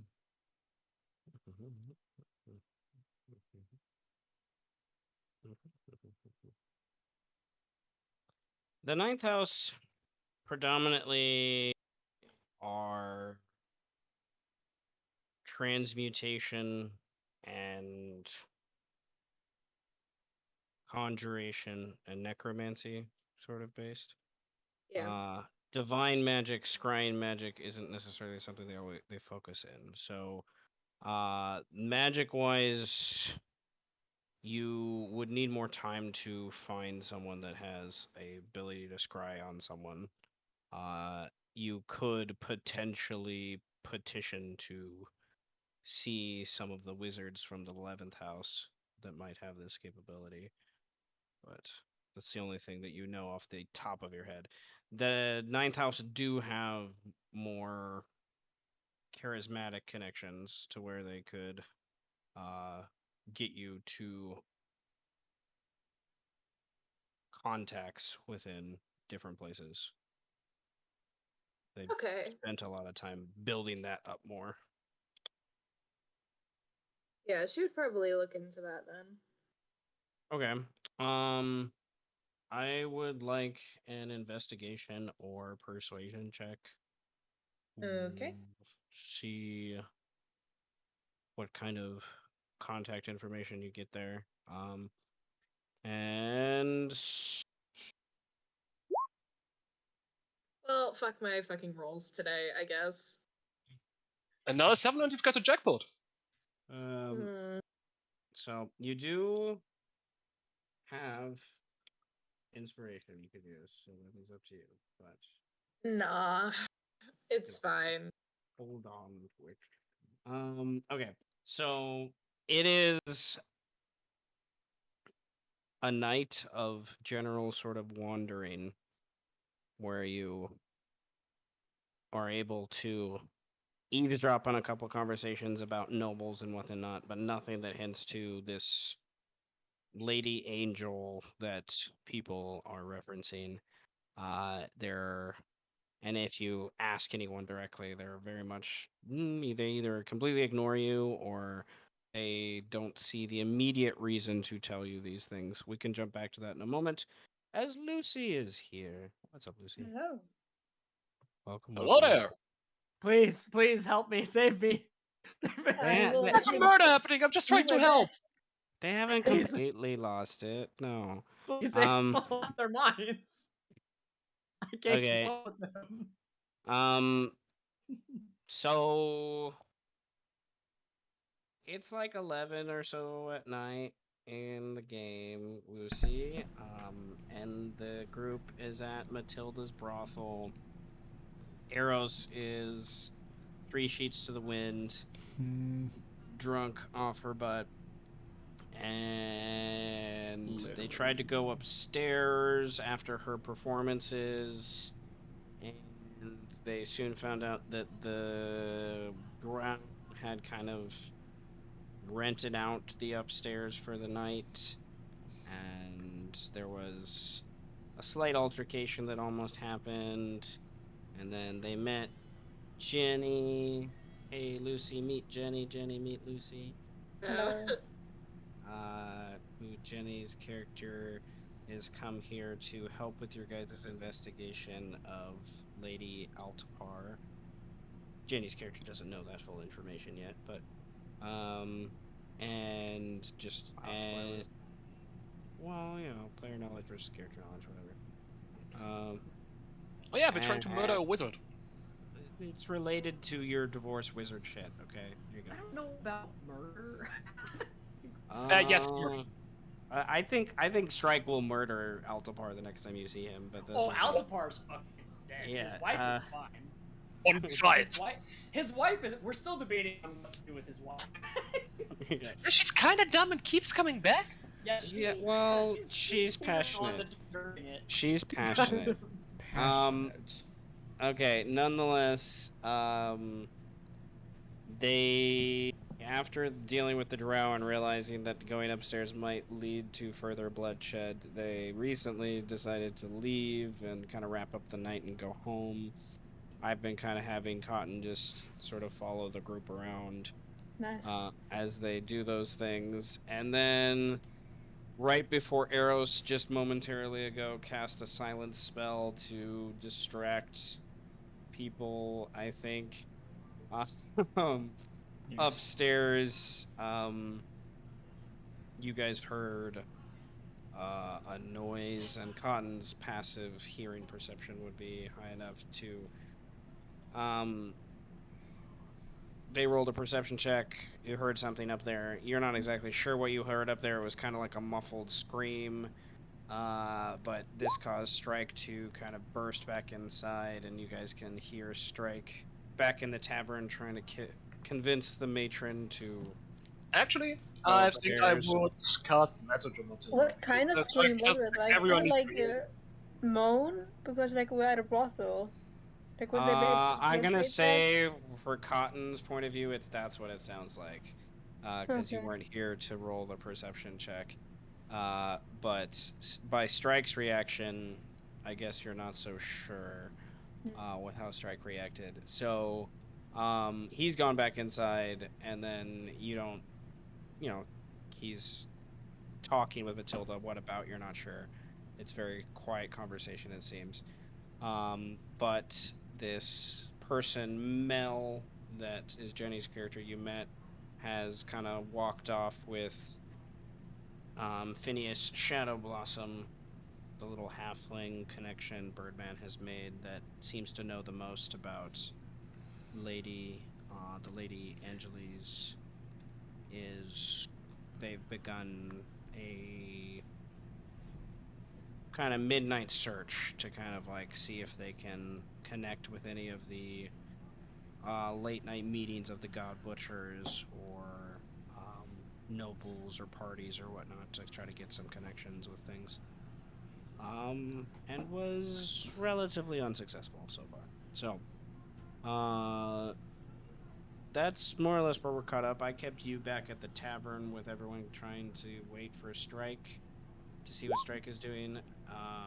So I'm gonna jump to Strike real quick with what is the message you sent, Minto?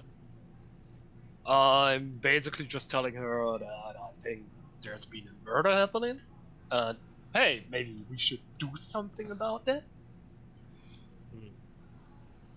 Uh, you want to do something? Is the response? Yes, I would quite like to do something about it. Mm, keep me out of it, and I'm fine.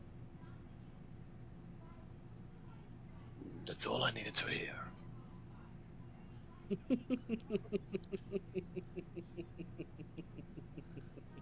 Meanwhile, split screen. Eris has her jacket on, and is walking down some random street with everyone else in tow. Making my way downtown, walking fast, faces past, and I'm homebound.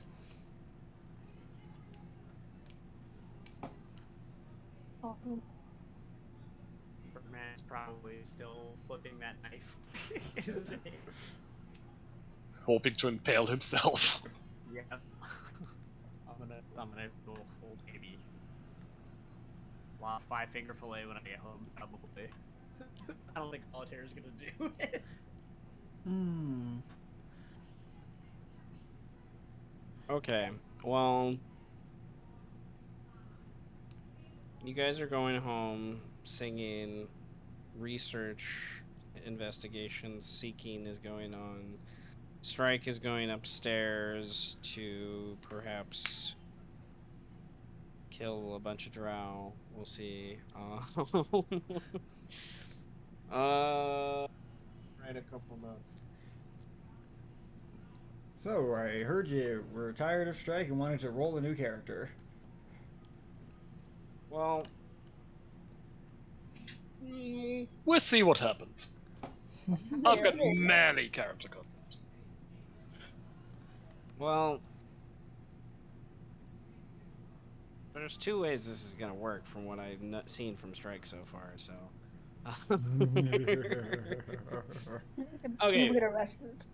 Like, Strike, you. I would like a perception check based upon smell as you come upstairs. Based on smell.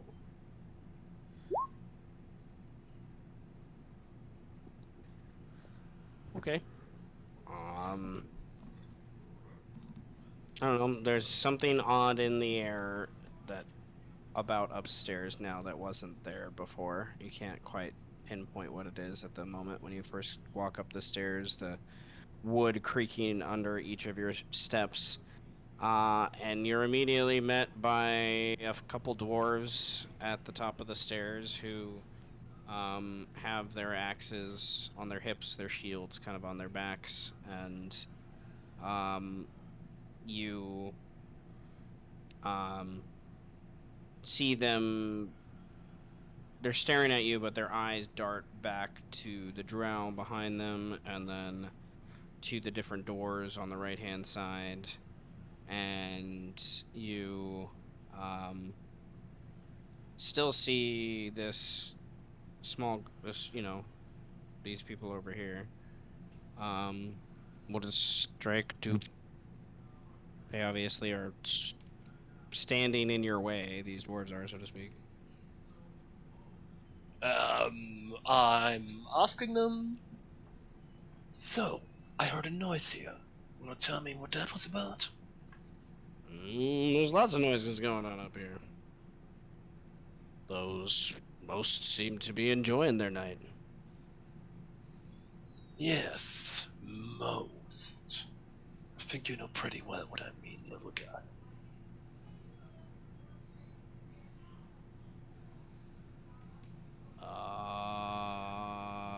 That I'm short? Yes.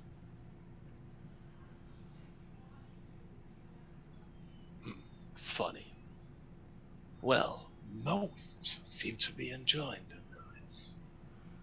Others may or may not have tried to call for help and were quickly silenced. Um, he looks confusedly at the two other dwarves. They talk to themselves for a moment in Dwarvish and kind of turns back and they're like, I don't know what exactly you're talking about. You see, one of the drow back here, he goes and knocks on a couple of these doors and follows a couple people back into these rooms and uh they kind of look over to there and like, I don't know, our patrons seem to just be having a good time. Nothing too much to worry about here. They still just look very confused at what you're saying. Another guy kind of walks forward, just like, what's going on? And they're just like, he says that our patrons be doing something they shouldn't be doing, I think. And guy kind of looks and what does strike do? Then why don't we have a look and confirm, shall we? I don't see what authority you have to do such thing. Our patrons are paid good money for this. They're enjoying their time. You can wait your turn. I think we told your friends a moment ago, right? We only need another hour or so. Look, already half about that time has gone by. Another hour. Huh? To do what? Well, Maybe some kill of another us. person? Oh, whoa! No one's killing no one. I don't know what you're talking about. Jumping to some rather strange conclusions here. Lots of noises happening here together and through this uh throughout the day. This place is you know uh part of what its service is, I think, in some ways. But yeah, please just head downstairs. I'll go talk to my boss and you'll be the first to know when the room's ready for you.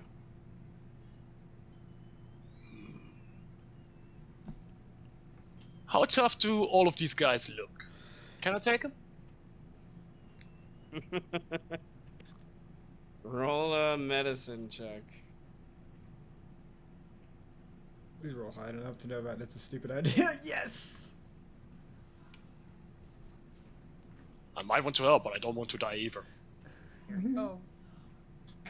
Okay.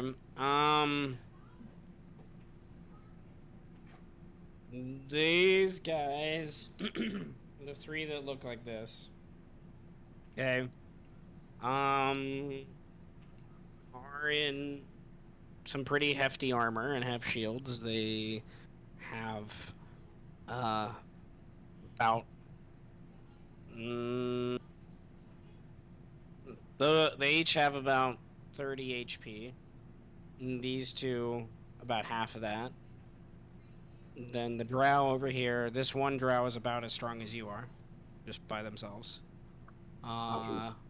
And then has a couple friends, and then you don't know who's in the rooms right now.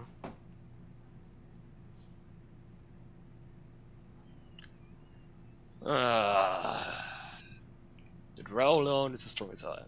This could be troublesome.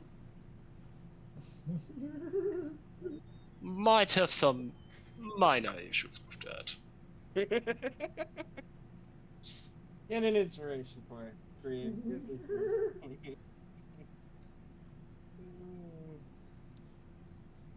Alright. What are you doing? You 100% get the impression these dwarves are not at all aware about what you heard at all. They're so confused and just think you're drunk and being stupid right now. Near the drow, they're definitely the ones in charge right now. Can I use the free inspiration to get Matilda to help me out with this? Matilda just told you before you came up, leave me out of it.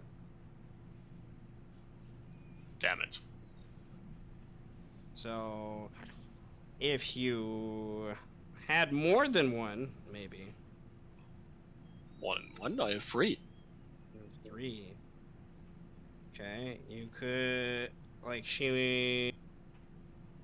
Depending on what you want her help for, I guess. Like, Murder. no, she's not gonna kill for you. You know that distinctly. Like, the best you're gonna get is she'll help you escape, she'll help you get out of the situation, she'll help charm them to let you leave if you start anything, but you do not get the impression Matilda will help you fight in any way, shape, or form with this. In that case... Oh, God damn it. Do I just leave, or... I would like another perception check.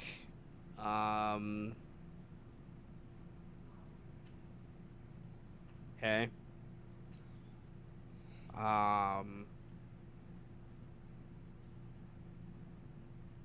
Yeah. You don't. What you hear sounds like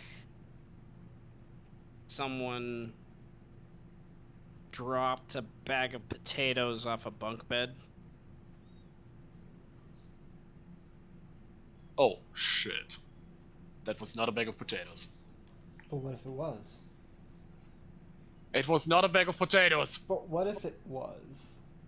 It wasn't! That was a body! Could have been a bag of potatoes. A bag of body! A bag of body. Maybe a bag of taters. Maybe bag. So strike. You get the impression they did not hear this at all. Like, these people did not hear this at all. They're just, or whatever they heard, they're just waving it off like it's someone throwing around someone they're enjoying with on a bed.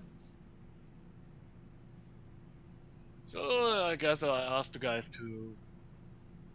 Please just open the door over there and have a look for yourself.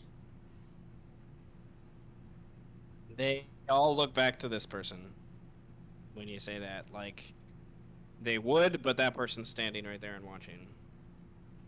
And, like, in their own conversation, like, don't really... If they hear your conversation, they're not making themselves aware to that idea. But you get the impression if they did that, they would piss off this person, and they don't want to do that. They're equally scared of them as they are of you. Ooh. Good to know that they're scared of me with all of them here.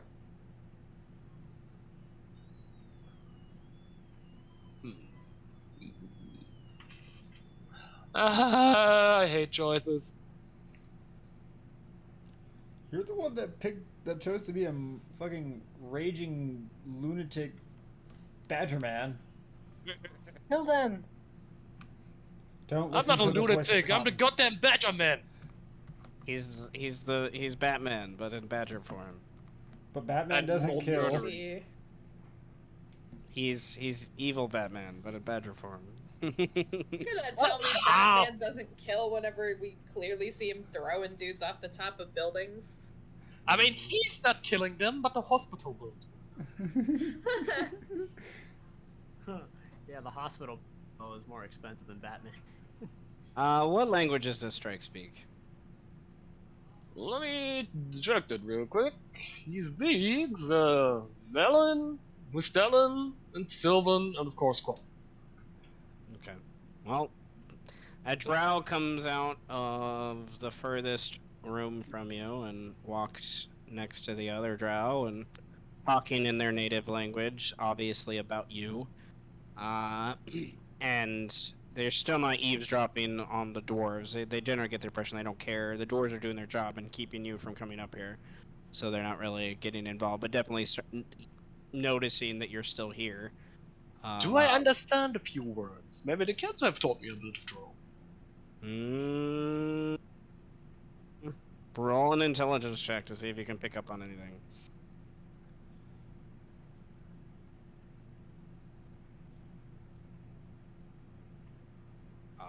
They're talking about you and how why you're still here, and that you're generally getting the impression that they're ready to leave once you are no longer an issue.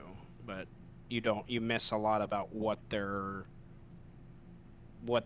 talking about something else that they are doing and need to do as they leave here, but you're not sure what that is.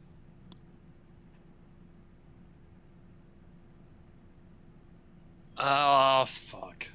There's other drow guy looks as strong as the other one, right? Yep. In that case, it's probably better for me to just leave. Okay. I'm not saying another word, I just walk out. I really fucking want to help, but I'm not dying here. Okay. I assume you go home. Yes. I'm pretty frustrated with myself too. Okay, so you guys head home and Why is there a grub up? what? There's a grub up right there. Grubhub. Grubhub. Yeah. Yeah, it's Gothworth. Yeah, it's Gothworth. Yeah, but like it's not exactly what you think it is. They don't deliver. Oh, it's a couple of grubs, I got you. Yeah, it's like I don't know. For you Animaesus it might be alright, but a lot of people don't. Okay. You guys go home and you find the kids outside the apartment, and oh no. they are. And we say, buddy. Oh, Okay, kids. they are kids. very upset. It seems, and Adira, runs up to you all and kind of leads you back up the roadway to where Terry's house is, and you in like the entryway of his door that's like open. Adira says, "We found him like this a couple hours ago. And you can see Terry, your mouse landlord, has been killed by something very What? bestial. And he has claw marks on him, and part of his body has been Fuck yeah. part of Not his body Terry! has been eaten. Yes. Like someone took a big bite. He's a mouse, so like he's a small mouse man. He's only so like half of his body looked like someone like with a big mouth just like bit him in half. Was small mouse man. No, he's half a small mouse man. So Adira is like, it's really late. We didn't know if we should call the wolves. With everything going on. And Birdman is the most excited he's ever been all night. He's just like, yes, yes. One enemy has finally been felled. This is a Ryan, tragedy. please, you're scaring the children. I'm scared of children. As you scream yes in these things as they show you Terry, what is the rest? Does anything else you guys do with this situation before you go to bed? Arrow. Am I back yet, or? We'll say you're you're minutes behind them, so you can add that as you see fit. And I'm then just I want to casual. figure out. Then I want to figure out where Mill's apartment would be in the city. Arrows drops to her knees and like coddles the little mouse, saying, But his fur, it was so soft. This is a tragedy beyond tragedies. This is a mousity. Fuck's sake. No. I mean, who are we supposed to pay rent to now? Well, we don't pay rent to anyone. Red Trun's like, ah, yeah, ah, surprise. You do know that you guys will not have to worry about rent until the city finds a new landlord. Which, depending on with the Blood Festival going on the next 10 days, it's gonna be at least that much time. Eros will stand up holding Terry and just say, "Goodbye, my sweet prince," and just drops him unceremoniously onto the floor. Oh.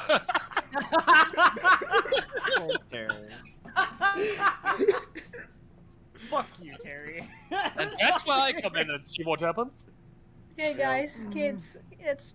I think we should go back inside and go to bed. Yeah, Eros is mourning.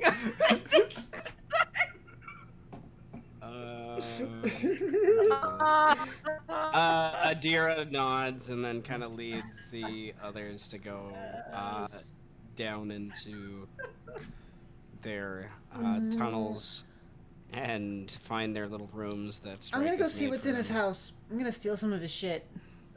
Yes! We'll come with you. We can just leave him here, right? Or should we like take him to his house and then like? Soup! Screaming soup!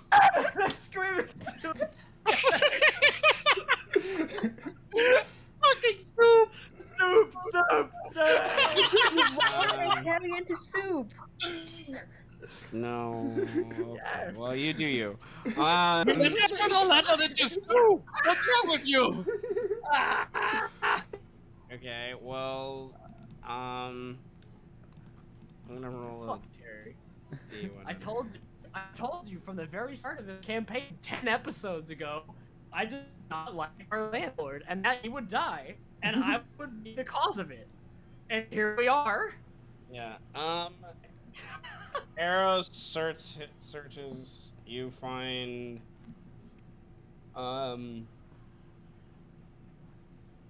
You don't find very much. We'll say. You find 3 gems. A backpack that has some parchment and utensils and things in it. It seems. Oh my god, does it have the deed to our house? No. I mean, And that's really it. Okay, hear me out. The new landlord also has to be a mouse. He has to be blue, and his name has to be Winslow. I mean, why doesn't Birdman help? We're not. I mean, I could help. We are not going to ever have a landlord again. Not after I'm done with this. You have at least 10 days to work something in, but the stage courts are more or less closed during this time, so just like you will have time to prepare paperwork and things like that. Okay. Well, you search his house. You don't find much of anything. Like, it's typical knickknacks and things in his house, but like his whole northwest corner of his building got destroyed, so a lot of stuff is like because of Altipar. Does he like have scratchable furniture that looks like it would offer The Chaos Cat. some good resistance? I mean, it'd be pretty tiny Um, furniture. You guys see early the next morning Cotton directing Strike to remove this chair Scratchable furniture. and put it in a place in your guys' apartment to use. When Cotton starts scratching it, Strike just tells her, es ist dein Ernst. Oh ja, das habe ich gebraucht. I can write it into the will. It's fine. Dafür wolltest du den Julia. Ja. Statt einfach die Wand zu nehmen oder sowas. Nee. So, Jenny, Sylvan in my world is German. Just so you know. Gotcha. Okay. So, but very cool. I Okay. lost my mind for a second. Yeah. Nah, we just talk in German sometimes. Same thing, really, you know. It is. It is. It is totally. Okay. So you guys get ready for bed. It sounds like. And where as you guys do your long rest kind of stuff, where would you like Mel's apartment to be? Wait, quickly before that, I would like to advance my woodcarving proficiency Yeah, where's my ball? before bed. Roll your checky check.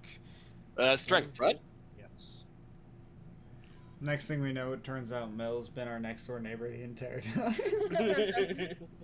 I'm making Hey, some your wooden That'd weapons. be awesome because that would mean that Mel's your in landlord's dead Landorf, too. actually. Oh no. Oh. So places that apartments can be are anywhere in the center. This is like middle class area. Mhm. This is upper class. And your ninth house connection is up there. Like you might even have a room in their tower, so to speak. And then this is lower class, as well as the spillway outside the city is lower class. Like spillway is the lowest of lowest class, we'll say. Okay. And Sage's Row is Not a place you want to live. not really. It's like a weapon experiment district with magic. Like there's explosions that happen there throughout the day. As Okay. wizards and whatnot. You probably have spent some time there with the ninth house with your magical connections to like experiment with any like things that you need room for, and there's also the best magic item shops are there at exorbitant prices, but they do have the best selection. Okay. Well, she would probably be working as like a PI sort of thing. So Oh shit. a fantasy PI, I don't know. No, it works. It works. If we have an attorney, we can have a private. How do you not know Great. my age? Oh my. Um, I guess then she would probably be living rather, like in the middle class area near where the ninth house is set up. Okay. Like, kind of close to the higher class neighborhood. If that's all right, if that works. No, it totally works. Like, this city is large and a mixture, and there's levels and tunnels and towers and buildings that are built up and walls and structures. There's lots of little nooks and crannies that people have holes, so to speak. But the closer you get to the Beast Crown, the nicer it looks. The more it looks like a nicer fantasy town above ground, actual wood or even stone, like rooftops. Right. Instead of this Musello's is a fashion, like one of the head fashion people of town. Like he makes most of the stuff for the rich people and has a connection with Eros. And then the Unnamed Man is one of the taverns that caters to those with select tastes. Right. Okay. So, they are close to the ninth house for a reason. I get your meaning. So, Yes. And the first house also, they are led by wolves, and they have a large blood hunter contingent as part of them. So, they have people that make things that they need there too. Um, so they're like a tavern, but I would say they're also like an alchemist shop probably too, where you can get alchemy things that they help craft. Man, Okay. would suck to get drunk there. No, you might die. It would suck to get drunk there because I feel if you're like not careful, like reading the label of what you're drinking, it's like that might be a poison. I feel like it would suck to get drunk there, not because you're drinking there, but because you're physically getting drunk there. Like somebody is drinking you. Yeah. Yeah. Yeah. Yeah. Yeah. I like to think that the sign on the front is this like guy in his underwear just sitting there with like a wide-eyed look of like dough. You're like, oh, look as Right. How many times have we as a party been there? Probably not many times. Not many times. I feel like if anybody's been there Maybe the most though. Cotton may have delivered some stuff there because of Cotton's connections with the Fifth House, but At least once. yeah. Okay, so we will. I'm gonna. Yeah, I think in that case, she would probably want to be like within walking distance of there, but probably like a little bit in the corner and hidden away. Really cool. I like it. Gotta make sure you can keep an eye on those politicians so you can blackmail them for being horny. For sure. Yeah, definitely. That's the only reason she wants to be there. Okay, so we'll put Mel's apartment right there. And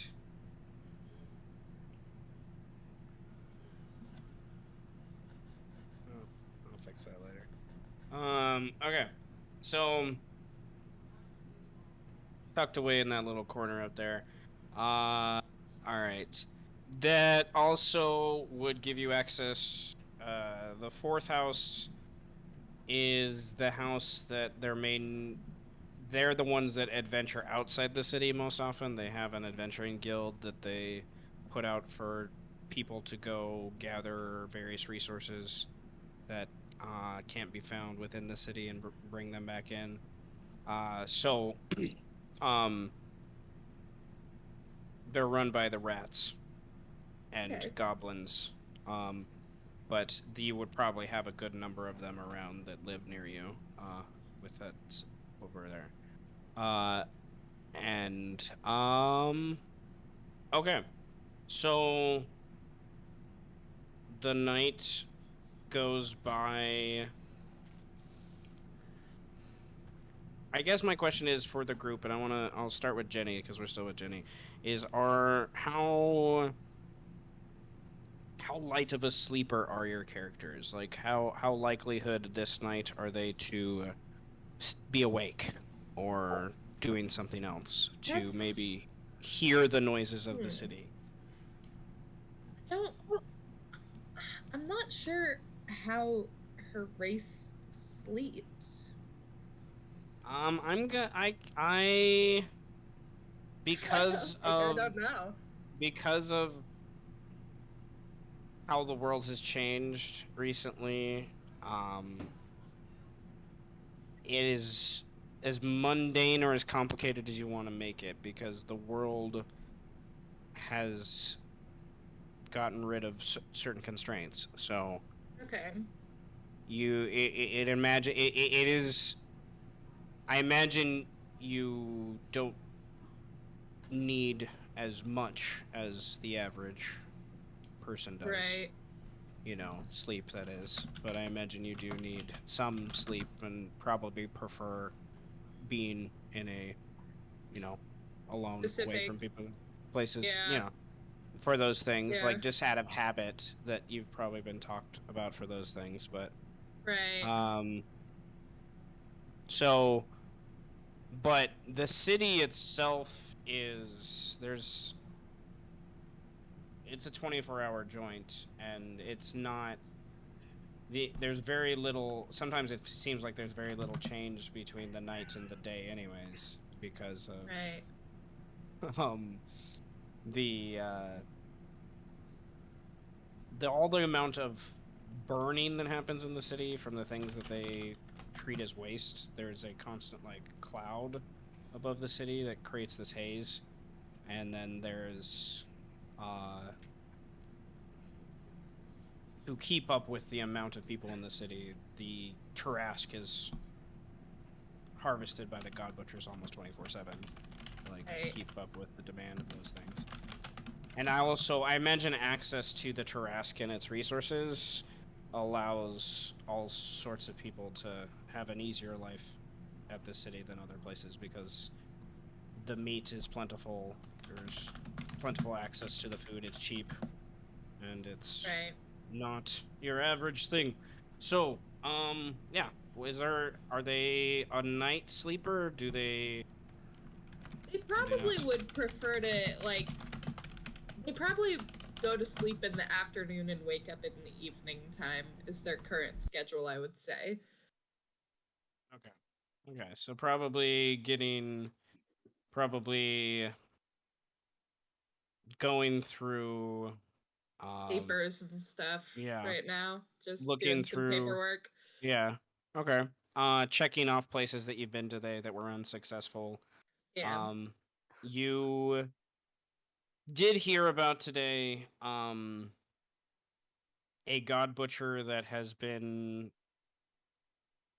talked about a lot in the last few weeks, that the people you talked to today, they didn't know anything about the Lady Angel, but they heard about this guy disappearing, and they know that he weeks ago he used to work for her. So but no one knows what happened to him. He last people saw him, he was at um the Herald's Tavern weeks ago. People know of a situation that happened there. His name is Hardy. He was a dwarf, All but right. like it's the one lead you kind of have here. But you in your paperwork, I imagine, um, you find something related to Hardy being um protected for a time by the 12th house. Like they paid for attorneys to look over him. And you know from the reputation you've heard about from the Birdman that he has worked with the 12th house before. So maybe he could Okay. give you more insight into those things. Um, is kind of what you find out throughout the night as you look through your. Because I imagine as a private investigator, you have access to like case files and things Yeah. from this city. Like the After courts we here are shred them. very. Yes. The Yeah. courts here are very dark and very ostentatious, more than like actual true justice and law. So private investigators like you are things I imagine that people rely on a little more sometimes to like actually solve problems. Yeah. So I imagine you have like actually more truthful accounts than what the stage courts does. And you generally would get the impression if you know Birdman's the attorney for the stage courts, he's probably more proficient in forgery than anything else. Like Yeah. Gotcha. those attorneys are very much they're not out for justice. They're out for making a show that people want to see. Yeah. Yeah. And It's so if they can find a good story to sell to people, they're gonna twist it and make it the best story to like bring people in to keep people distracted. It's called the stage course for a reason, and people just like give into it. So justice in this city is handed out oftentimes piecemeal in the moment to avoid the grandiose nature of that unless someone wants to use their reputation to like throw it around. So the 12th house uses it all the time. So whatever Hardy was involved in was something that may actually be important because the what the 12th house did at the last second with him. Like why didn't they protect him if he disappeared? Like why aren't they looking for him? Kind of thing. Um, he seemed to be an important tool to their thing, and so was the Lady Angel. You're getting the impression, so, like she was important to the 12th house months back, but now you're getting the impression no one wants to talk about her and no one knows anything about her. So, Right. Okay.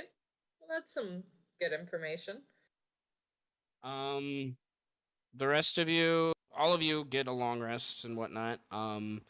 From the night. And we Whoa. wake up early the next morning. I can hear him scrolling. Oh, God. Wake up early the next morning. Birdman, we need to buy clothes. Let's go to the soup store. Why are you buying clothes at the soup store? Fuck you! Fuck you! So much yelling. You mean to buy clothes at the soup store? My brain just registered that. What? Fuck you! Is this what they were talking about Fuck you! in the chat the other day? Was that yesterday? What is time? What is time? Time is a weird Well- soup. Well, actually, guys, I have a job to do now. What is it with this in soup? Oh. One was made in soup. Well, the The next Soup? the next morning is marks the 16th day of the month, which in this month of light it's called. Here in the city of Salt, they begin the celebration of this festival of blood, and this is a sort of a harvesting celebratory festival for what the Tarask has given the city over the years, to sustain and for people to subsist off of. So early morning there are trumpets and general kind of bands and things that begin to play as the sun starts to rise to start to inform people. And those of you that have been in the city for any length of time, and even if you haven't, they inform you rather quickly. The city is gathers like on the streets like a parade, and you all have seen over the last few weeks the city has built these, and Strike assisted with this the day back, these stages more or less, made of wood, and rising around this like sidewalks on the streets on the edges next to the buildings and stuff, and kind of have made these. Most of the buildings are like raised off the ground, anyways, by a few feet. There's usually a set of stairs, but most of the stairs have been blocked off so that like these stages just line up with the same ground floor as most of the buildings and just ignore the stairs completely with like planks or bridges or whatnot. And this sidewalk bridge work, has makeshift railing and of rope and or wood depending on what part of the city it's in, and there are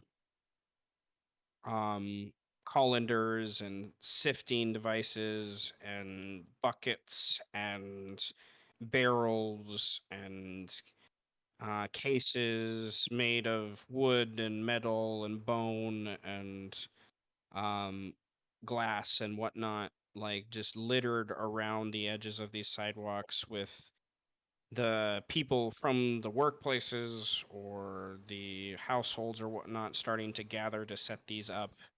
And um, everyone knows that at during this festival of blood at early in the morning, it depends on when the god butchers think and find the best part of the vein to cut. The artery to cut. They cut open part of the femoral artery in the thoracic and release the blood into the city streets, and people gather it up and start to use it for their purposes that they use it for, whether boiling it into soups or making it into potions or whatever the case is that people use it for. people are preparing and eagerly and for this. Like this is something that this city, the lower class parts of the city, really need. Like they need it desperately. Like this is something that they like literally harvest good chunks of this stuff and freeze it or store it or whatnot for months to come to like use um the lower folk do in a lot of ways. So there's a lot of excitement from the homeless and the urchins on the street. And strike your children, this is something they grew up with as urchins on the street, most of them. um this is their favorite, this is probably what most of them consider to be their birthday. Like it's the closest thing to them, is because of the excitement that happens on this day and how generous people are and everything. It's, most of them probably don't know their birthdays anyways. So and that's kind of like a normal thing in the city. If people don't know their birthdays, they just kind of use this day to like, and there's a lot of people that celebrate because of that and kind of use this as that marker. So you guys are woken up by the city's just If I may interject there, roar or excitement. I like to think that each of their birthdays was the day of their adoption because it's kind of symbolic and it's cute and I like it. Well, I imagine for Strike, but I imagine for some of the kids here, that's like, yeah, they see that, but this day is still something they've carried with them a little longer. But I All like right. that idea. I like it. I like it. Um, so the you guys in the story pressing matter of things as like a reminder, you have been unable to directly come in contact with Lady Angeles, the Lady Angel. You know she is planning to do something during the festival. She wants to rouse the populace as they're gathered here and sustained to have them actually think about what the 12th house has done in the last few years. She's very much, the 12th house is planning. Also, you guys have information from your elf friend during this to steal, siphon. Siphon's the word the city will use, the 12th house will use, but it's probably steal. They're going to steal quite a bit from the Tailstones, which is one of the poorer districts of the city, like for their own purposes, like steal a bunch of the um, blood that will flow to that part of the city that those people probably need a lot more than they do. And the group knows, which I don't think Jenny's character wouldn't know about yet. Um, the 12th house has been using necromancy and things to influence this to create weird creatures. Um, so That's fun. uh, they are, yeah, they're planning to use this blood festival to have more resources to do more grandiose experiments. Um, so the group, you sleep decently well, but I imagine most of you Um, wake up with some urgency in the morning, knowing what might happen this day, but you have no direct information about the Lady Angeles yet. Yeah, wasn't Eros. there? No, Wait, you can go. You can go. I wasn't Cotton supposed to like sell a necklace in this night, or like was it another day? The meeting, because it can be at another time. Isn't that important? I imagine it Um, was gonna happen. Things probably makes more sense just to have it happen sometime today. That they said they'll meet up with you like midday or something. okay. Okay, then Eros definitely hastily puts on um, some, yep, booty shorts, crop top, her jacket, and then bursts into Birdman's room and say, "Birdman, we gotta go buy soup at the clothes store. I don't know why, but I feel like it's the thing we need to do."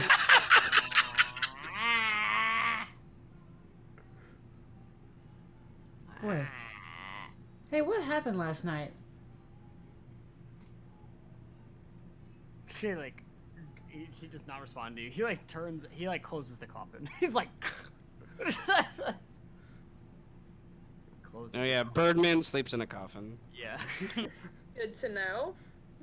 Eros is going to immediately start making a soup in the kitchen, and is going to then, like, once the soup is done, she's going to haul the pot into Birdman's room and just put it right next to the coffin. You see the coffin slightly open. Just a bit. A bamboo straw comes out. Bamboo straw comes out of the thing. A small little Birdman hand comes down.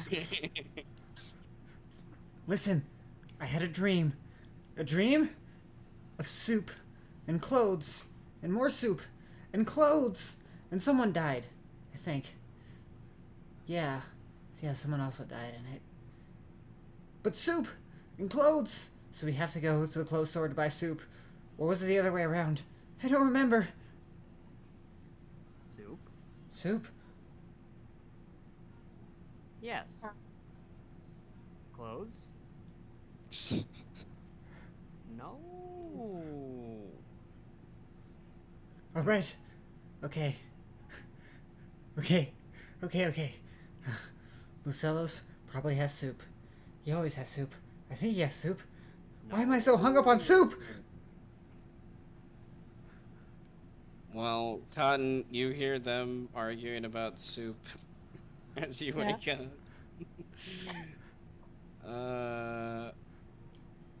Yeah, And I wake, probably and more. Cotton wakes up and feels in something like a cold like shower runs over her back, I guess.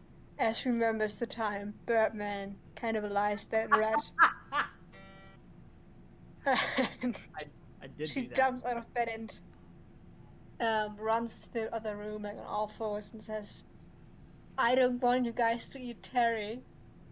What? Why would we eat Terry? Please Wait, don't. did something happen to Terry? Wait, why would we eat Terry? Terry's dead! Terry's dead? Oh yeah. There was something. Terry's dead. Why is Terry dead? Eat Terry? Pay rent? Eat Terry. No, we won't eat the Terry. Why is Terry dead? Terry's I dead. don't know, but I think he may be still lying on the sidewalk. Why would he be laying on the sidewalk? The coffin opens I up. don't Birdman know. jumps out the window as fast as he possibly can. That's when Strike bursts through the door and yells, "What are you making a ruckus for? It's early in the morning." Eros picks up the cauldron of soup. Terry. She picks up the pot of soup and starts running outside with it. And we cut to Mel. What does Mel do?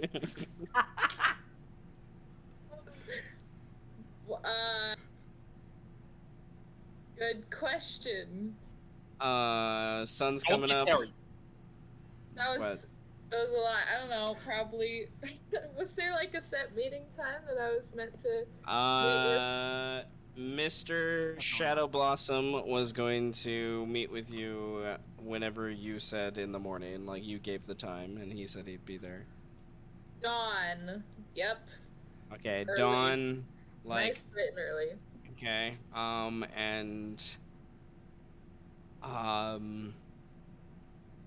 he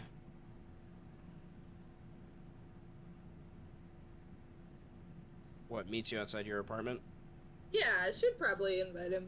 Like, if they want to set up or plan stuff at her apartment, she would be fine with that. Okay. So, we have them running with soup, and then the camera switches to Shadow Blossom knocking on the door of your apartment, and dark-haired, blue-eyed halfling smiles at you as you open the door. Good morning. Good morning, good morning. You look like you did not get enough to drink last night, but that's okay. Other than that, are you fine? And he kind of just shimmies between your legs to go past you into your apartment. Oh, I'm just fantastic. Let's get straight down to business, shall we? Enough with the pleasantries. Oh, oh, no, what? No coffee? Fine, You fine, want fine. coffee? I'll make you some coffee. Yes, yes, please. And Sure. as you walk to your kind of kitchen, off to the side there, you can see him sit down, and on one of your little small tables, he pulls out a hide-bound parchment kind of book thing, notebook thing, and he um I have narrowed down something that could be looked into this morning, to assist with this venture of the Lady Angel. No direct confirmation of her attendance, but uh, mm, thank you. Um, I Yes. would. Do you want anything to eat? I might have some food somewhere around Oh, here. no, no. I'm waiting for the first drink with my partner later when the festival begins. Ah, Full belly to enjoy it completely. And no, but here I have he has like a quasi hand drawn map of the city from his kind of point of view, sort of. So it's not nearly as detailed as this one, but it has the same quasi yeah. rectangle, and there's the circle and whatnot with the Tarrasque where the Tarrasque is. And he states that there's um in the Sage's Row, he points to kind of this part of the map. There is the northern warehouse district that houses many of their mineral resources. The God Butchers need various imbuements to harness their weapons to cut into the beast. That warehouse stocks many of the things they create there. There is a meeting this morning I thought was curious to be held there for the God Butchers. About an hour or so before when they said they would begin the severing to begin the festival this morning. That is being done, as you know, here at the you know it's Thigh. I would think they would want to meet there to be closer to those things. They do have the shrine and even the butcher's hall. I thought it was curious. So something to look Yes. into. But my understanding, it's a subsect of the God Butchers. I didn't know those even existed. But I expect a dozen or so people, so we might want to get that big strike man assist with this, Sure. just in case.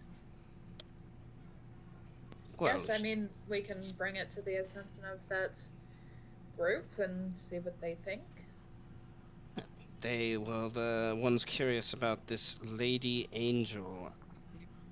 Curious if this has anything to do with the rumors I've heard about Altapar. Um, Altapar, how long has Mel been in the city?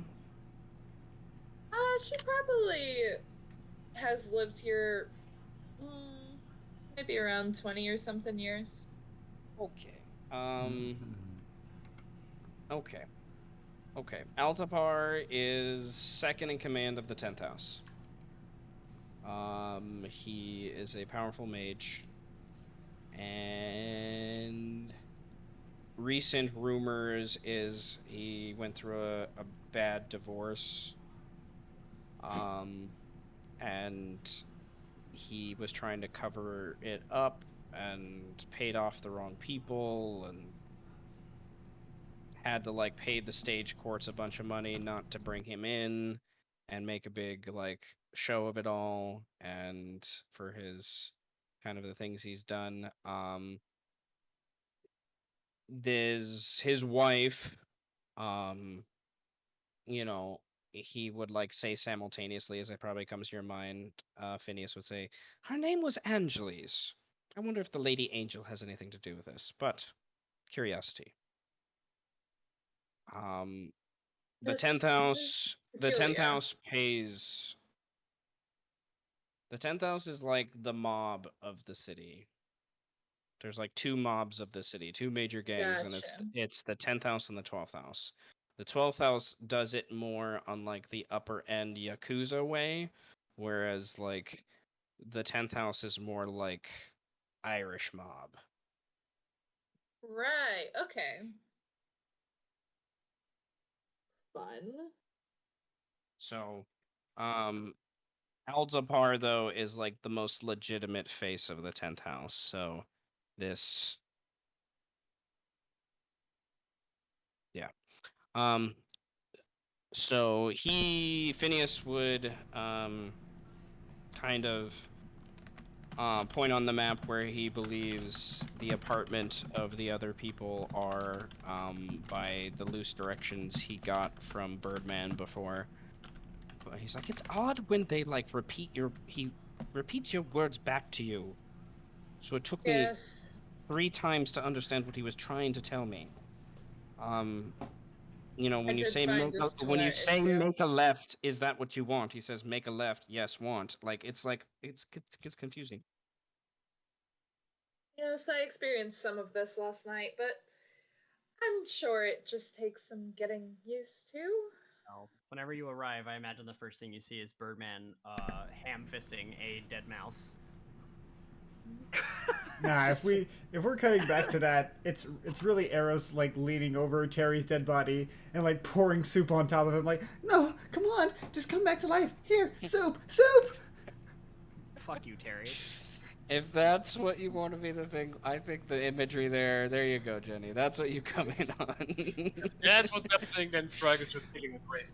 Soup. With Phineas just being in Phineas is like, what is that they're pouring soup on?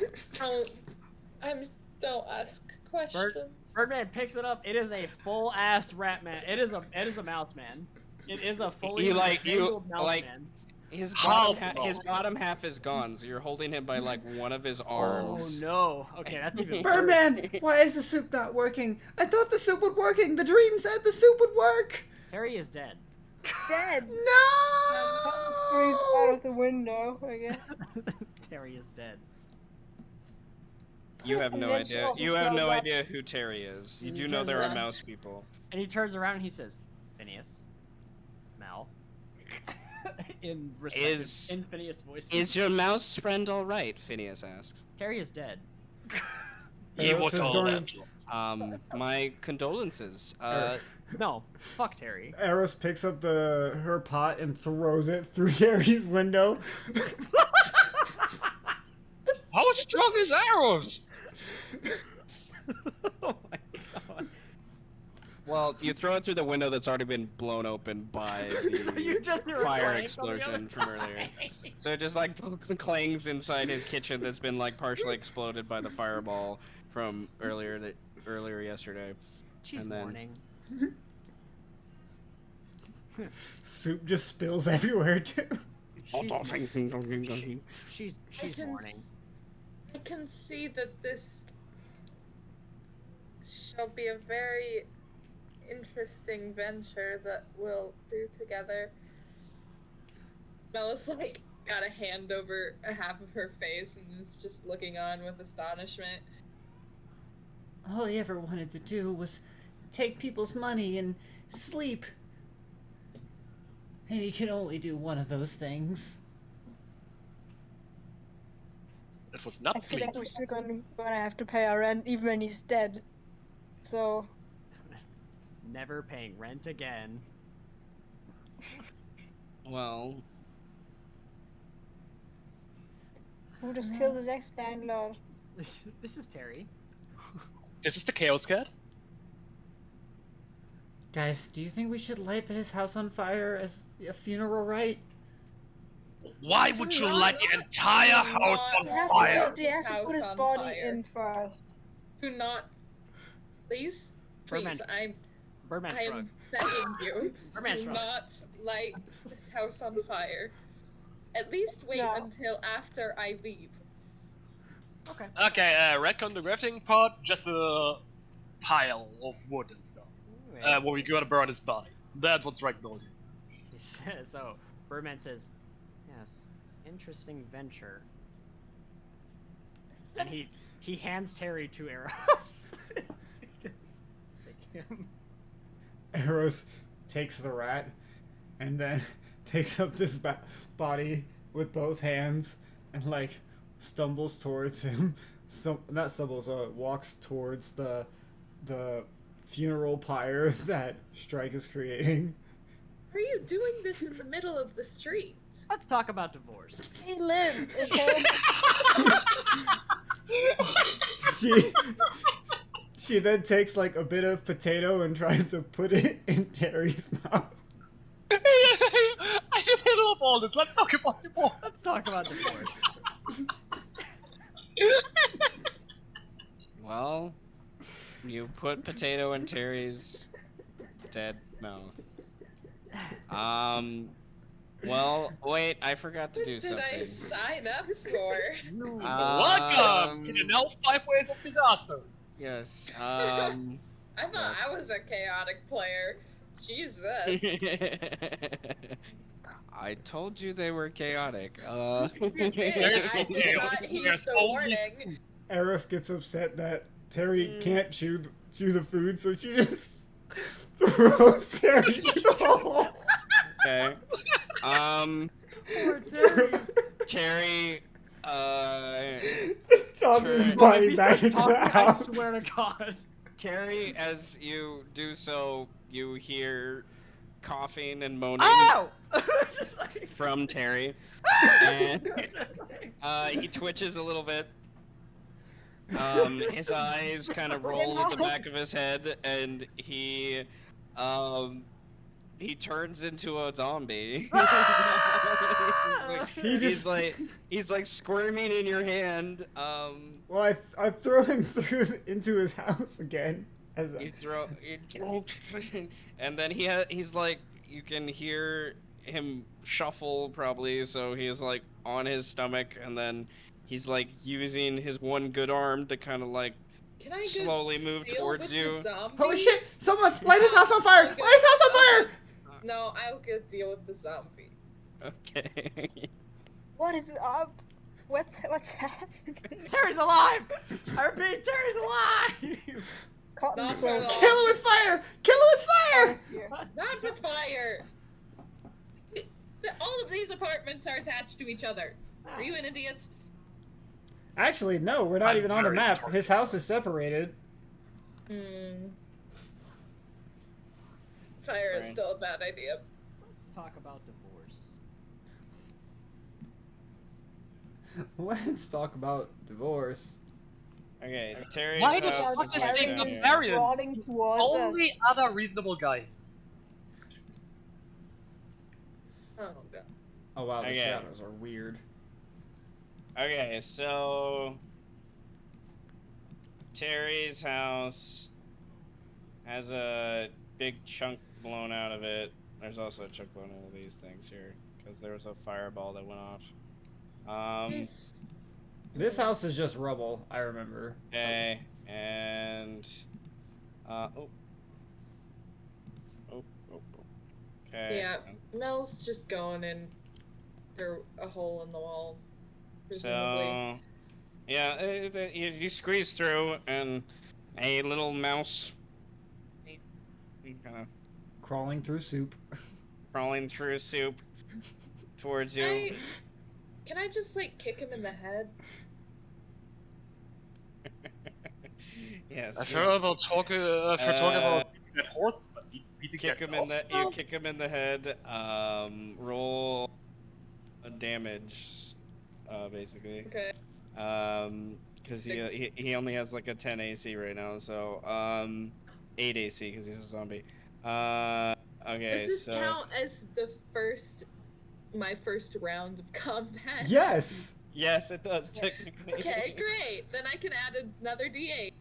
Okay. Kill the zombie. So it's 5 plus 8 is 13. Okay, you uh do enough damage with that kick in the head that you crush his skull, and the little mouse is no longer a zombie. Great. Oh my God, Smell, you're so dependable. Now who has a lighter? Something. Stop trying to set things on fire. That's the only way we Because can we're deal still with this sparing him. situation. Isn't he a mouse? He would like that. Oh my god. Why are you Just all gonna acting pick up so the body, stupid? walk to the nearest dumpster, and drop it in. Ooh. Ooh, dumpster. God. Probably like right Ooh, next the there or there. You just set it on the ground. Taken care of. Taken care of. Mm, Now. Soup. I think this was my most enjoyable morning in a long time, Soup. Phineas says. Soup. No, I don't want any soup. Not now that a zombie has crawled through it. Oh, he just points at arrows. Soup. But Mel and I have found some things. Oh, right, divorce. Eros runs over to one of the sconces that are nearby, takes a fire, and just starts just bashing the corpse of Terry with it.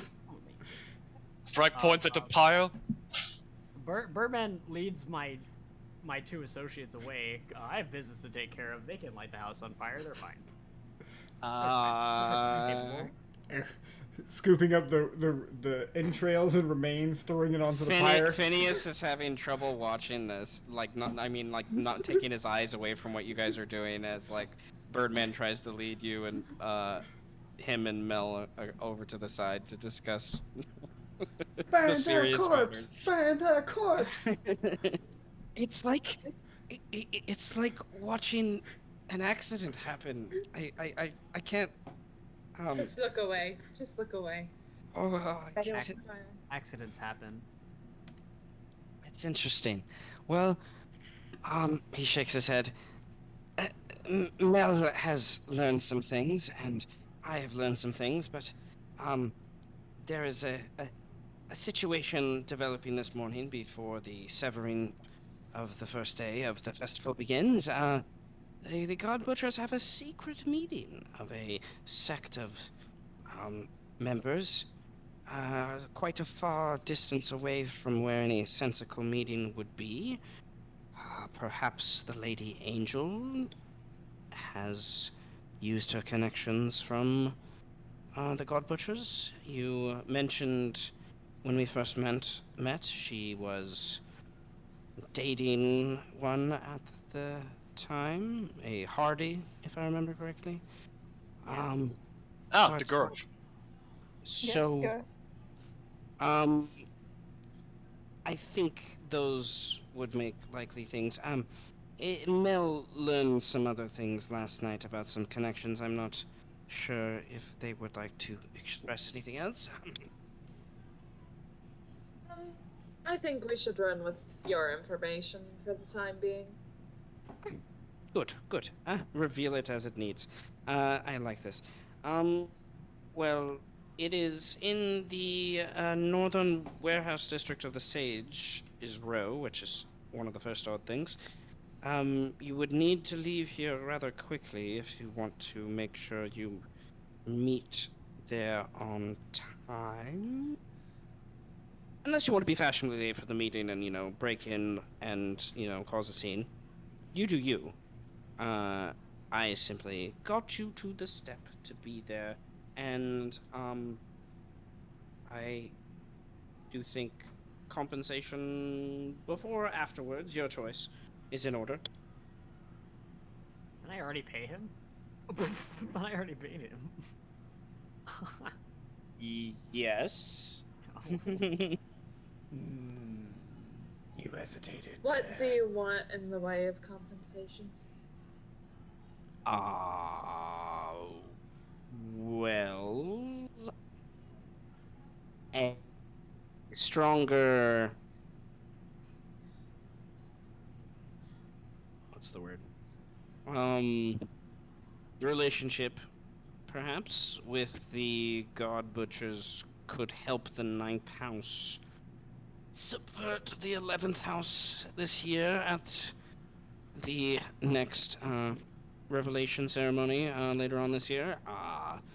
We they But that's relatively minor, if not any of the access to their resources. The They've been kept on a tight grip, I think, because of the 12th house and their miners that are now competing with them. So let the floodgates a little more accessible, perhaps. But I'm also not opposed to gems and or gold, but you know.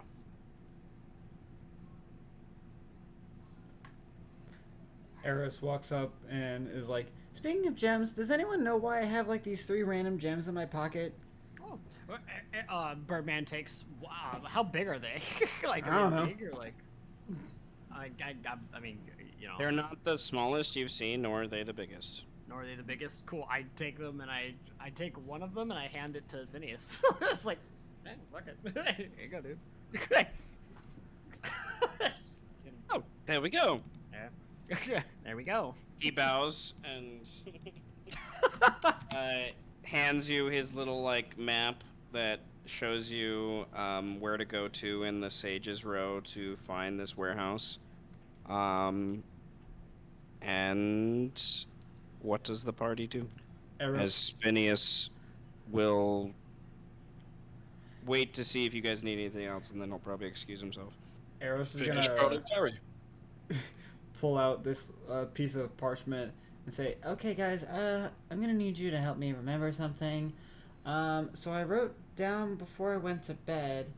I got so fucking shit-faced, and then there were these drow who were all like, 'Fuck you,' and I was like, 'Lick my taint,' and then I heard Streckvale be like, 'Feces only taste good on Morden.' Then my friend showed up like, 'Walla Walla Bing Bang,' and then I went home. Uh, what? Yes. What the fuck happened last night? How Yes. did Terry die? Guys. I don't know. Oh yeah. How did Terry die? He died because he like chomped up by like an animal, right? If mean, someone yes, but, wants like- to roll a medicine check or a nature check, Yeah, I can do that. they could I figure know it that looks out. like something I could have done, but I swear it was. Can I? Does this have to do It's with very anything natural suspicious. explorer or not really? I'm suspicious. Well, you meant it. Yes, Not Hip Strike, really. if you're saying Okay. like you didn't kill him, why would you specify that? Like, Well, I Cotton didn't meant it. I didn't respect you, and now like I don't know. I love it. Okay, medicine and nature. Okay. I guess they're both different things. Okay.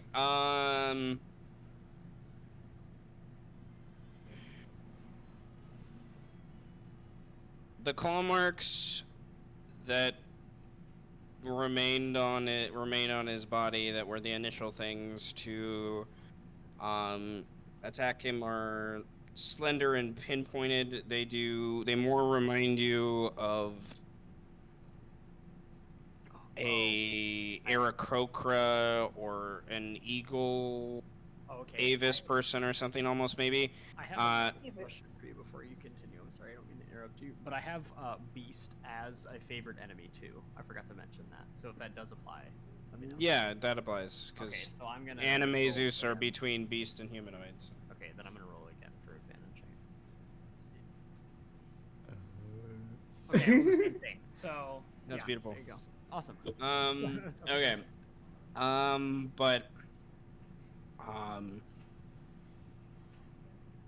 the bite that ripped him in half, so to speak, because there's only the top half of him, and now his head's kind of caved in. And he's on fire. And he's on fire, so there's not much left of him. The bite that you're pretty sure the bite that happened after he died, Mel, like you think something ate him after they killed him, and the bite mark is not consistent with any Animaesus. It doesn't look like a badger or a wolf or uh, a cat or anything like that. You're not it. You're not sure. Like the bite looks more humanoid, like than anything else. Um. So, you guys know. All of you are old enough. We've discussed this last session, but many of you, part of what got you to the level you're at in game is dealing with over the last 10, 15 years the undead presence that has kind of grown within the world because of choices from previous campaigns. I did nothing wrong. You did nothing wrong. But nonetheless, you're leaning to that direction, that it's something that's unnatural. So there was a Uh, demon child, a horse, a chicken, and a lot of calamity. And a weird snake man. Weird. Yes. Yeah. yes, that has nothing to do with what I'm describing here, but yes. Yes. So Well, he did turn into a zombie after he died. But maybe he was killed by one then. Yeah, logical assumption. This is so horrible. roll an Arcana check. Seriously, what the fuck happened last night? Why does this not make any sense? You were very drunk. The kids. Undead. Um, there are many ways to make zombies, but honestly, what you guys have seen over the last 10 years, sometimes it takes a minute, sometimes it takes an hour, sometimes it takes a day. Most bodies wake up as a zombie eventually. It's very rare for them not to. That So, reminds me, I got that needle thing that I was gonna hand to God, and I completely forgot about that. So let's do and that it now. and it's 100% a magical effect. Any like medical or natural implementation of knowledge, it doesn't make it sense why these things happen. It doesn't make sense why they rise up. So So I'm handing out the undead needle to Cotton and say, I was visiting an old Vulcan friend lately. There were some undead as well. This is what he found. You know a few things about poison and poisonous effects, do you not? Yes, I do. I'm kind of overwhelmed right now. Terry is dead. He's torn in half. He turned into a zombie. We tried to burn him. I think Birdman still trying to eat him. But I guess I will have a look, and he takes the needle. Take your time.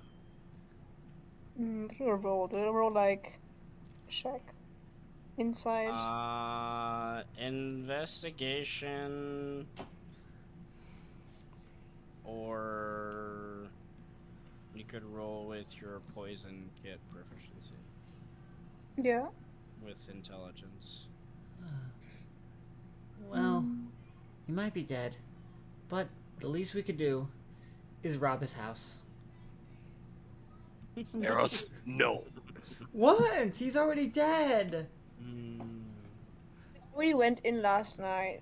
You Did forgot. we? Yes. I'm gonna go double check anyway.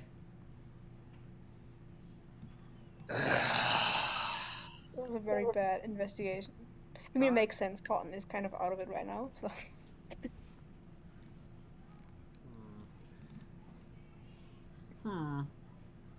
Undead. Undead. Carrie. You know it's a like a syringe, like a doctor's, like, to has the needle for that. You do find a substance that's there, but you are unsure with the amount and the details here with what exactly it means. Cotton takes the needle, like she has like this, I guess, belt bag, pulls out a tissue and wraps the needle in it, and makes sure not to like touch the front, whatever, and puts it into her belt bag. And then she says to Strike, I'm going to have to look at this. I'm going to have to. I'm going to have a look at it later again. I can't concentrate right now, but It's definitely. It seems like a medical supply to me, but I will. I will get to you later. Like I will have a look at it again. That's quite alright. Take your time. Yeah. Meanwhile, Eros checks the house again, this time sober.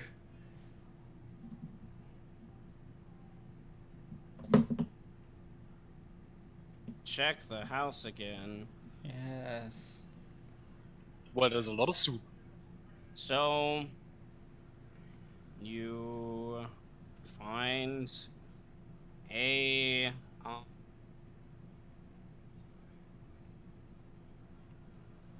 like a board on the wall behind his bed that you can push and slide out, and you find a chest that has a lock on it. Pretty heavy.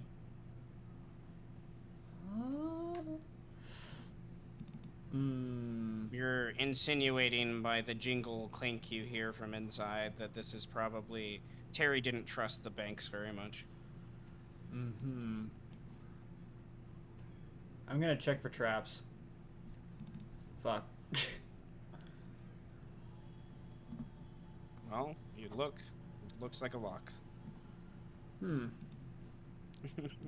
Well, Eros does have thieves' tools. So yeah, might as well. Sleight of hand. I'm gonna try and unlock it. There is... As you click the lock, you hear a disappointed, like, sigh emanate from the box. And you slowly open. Nothing else happens. And you, see... Like, this chest is probably 1.5 feet wide, 1.5 feet tall, like a half a foot or so deep. So enough you could carry on your chest, but it's still heavy. It's not full to the brim, but it has a good amount of gold in it. It's more than 100 coins. You would have to take time to count. But Eros will go back downstairs, back through the hole, and say, "Hey guys, look! I found some shit." What have you found this time? Gold. Lots of gold. Huh. Neat. Money? What? Gold? Very neat. Lots of gold. Yo, Birdman, come help me count this.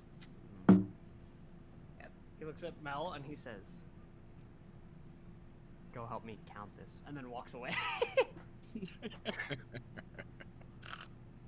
I love it. Mel is just like standing there. She looks so dejected that she's here amongst this nonsense.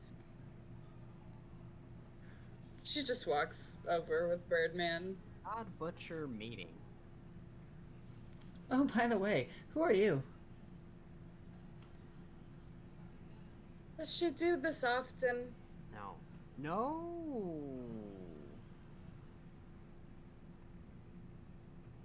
You get used to it. Do I do what Yes, often? indeed. She was drunk. Lovely to meet you. Eros, was it? Yes. How do you know my name? We met last night. Did we? You were very drunk. Yes. What the Very, fuck? very drunk. Very, very drunk. Slipped on your own piss drunk.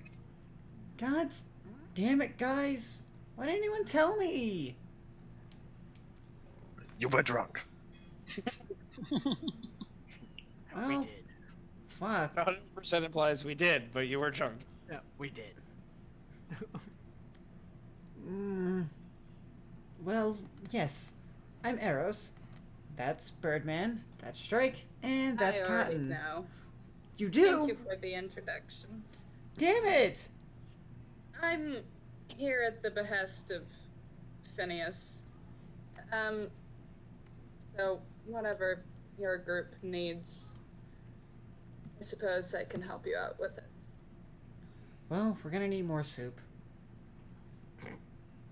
I will not be picking up food for you. I will assist you in professional matters. What are those professional Would matters you you speak of? assist us in going to the tavern to get some soup? Would you assist that, like, You Greendar soup. hear a horn blow, and then a couple other from around the city like join in tandem. You all know that means that there's like 20 to 30 minutes until the people are gonna start to gather, and then that's like an hour and a half or so till the severing begins. God Oh, butcher meeting. shit. The blood vessel's today, Yes. isn't it? Fuck! You all have very important matters to attend to today, and I'm not sure continuing to pine over this dead mouse and his belongings will do you anything good. Go and get the kids. Hi. ready. He like looks at you like Birdman looks at you like, yes, while you are correct. He holds his hand up and says, "Pine over this mouse's dead things. Do you good?" And he gives you a thumbs up. Fuck Terry.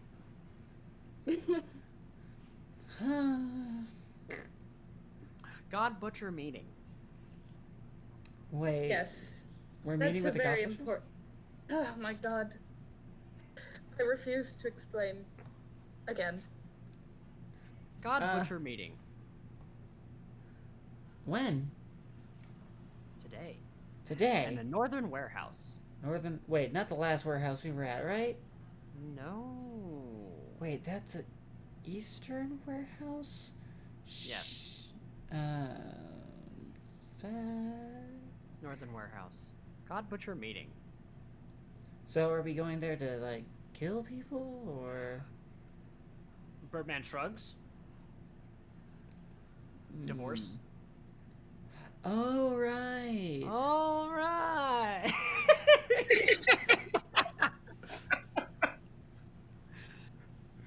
Wait, we're still on about that? Yeah. Please don't ever let Birdman die. Still on, still on about that. Still on about that. You ruined my sex life. Remember? Yeah. I thought we weren't really conclusive about whether we were helping her out, though. Still on that. Who is using like 7 different voices as he's Yeah, speaking by this yeah. point. Still on that. Well, I guess we can go deal with it or something. And he looks at you and he goes, he takes out his knife and he does like a bunch of stabbing motions like Fine. Okay. Steven, I do crimes. He holds his hands up. Wait, what did I just Steven agree to? from the house already going to get the kids just gives a thumbs up. He Did walks I- away. You're not even here.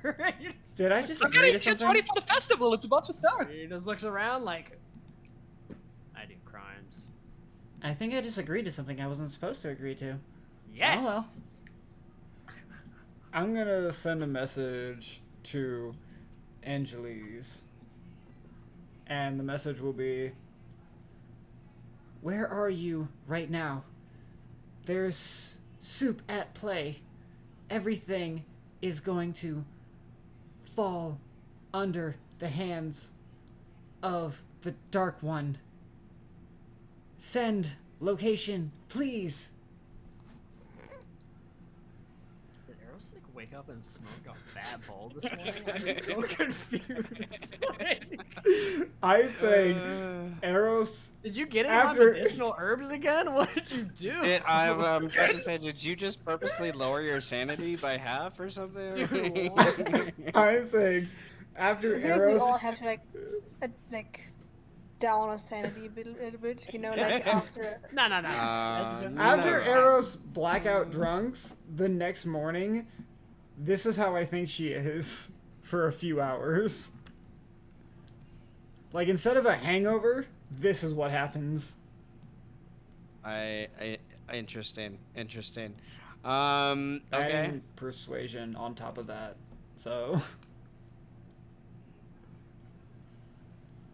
Okay, so I'm in the city getting ready. I'm for today. I don't know who the Dark One is.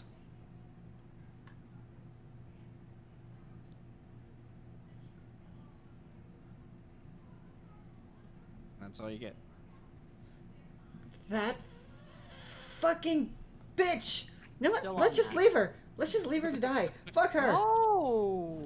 No, she wants to be a total fucking cunt about all of this. We try to help her. Birdman and smacks his hands on your face. He's like, hey, and she smacks you back. no, he like puts, he like has his hands like cupped on your face, like. She Find Angeles. Possibly kill her. Leave that bitch to die? Still on that. Eros cups the bird's face and says, I am very close to making sure that bitch can't come again. She's being... Birdman looks at you like. He points down. He's like, you mean. Like. Okay. What else would I mean? Phrasing. Okay. You just see like a confused look and a bunch of hand motions. Like.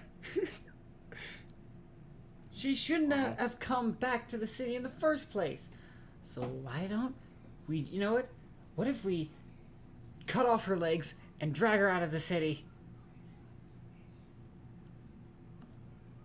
Alright. Birdman just passed her face 2 times and walks away. You just. Okay. Still on that. Even Birdman is done with this nonsense. She's always. She's not like this normally. I am though. I do crimes. Phineas has just stayed here this whole time. And He's it's still like- here. he's just like it's like a soap opera. He's just like brought out a snack from one of his purses and like has sat down and is just like eating. Just eating, watching a movie, eating popcorn. Oh, I swear to fuck. You know what? Maybe I could just... She wants the blood so badly, I don't even remember what's going on anymore. Where the fuck am I? Oh, right. Never mind. Are you having a mental breakdown or a midlife crisis or something? She's not What is happening? like this. I am looking for the sword of Excalibur and it doesn't exist! Okay? That is my life right now. I Cotton? don't know what you're talking about. Cotton? Cotton? Help? Like, what do I do? Hello. Birdman just looks at you like, Over Cotton, to help. Eris and hugs her and lets her, I don't know, and is being fluffy. It's going to be okay. It's not gonna be okay. Everything's gonna fall will be. apart. Everything's gonna explode. The trash is gonna wake up. It's gonna shit all over everyone. That was a Brandon excited because now I get to use that.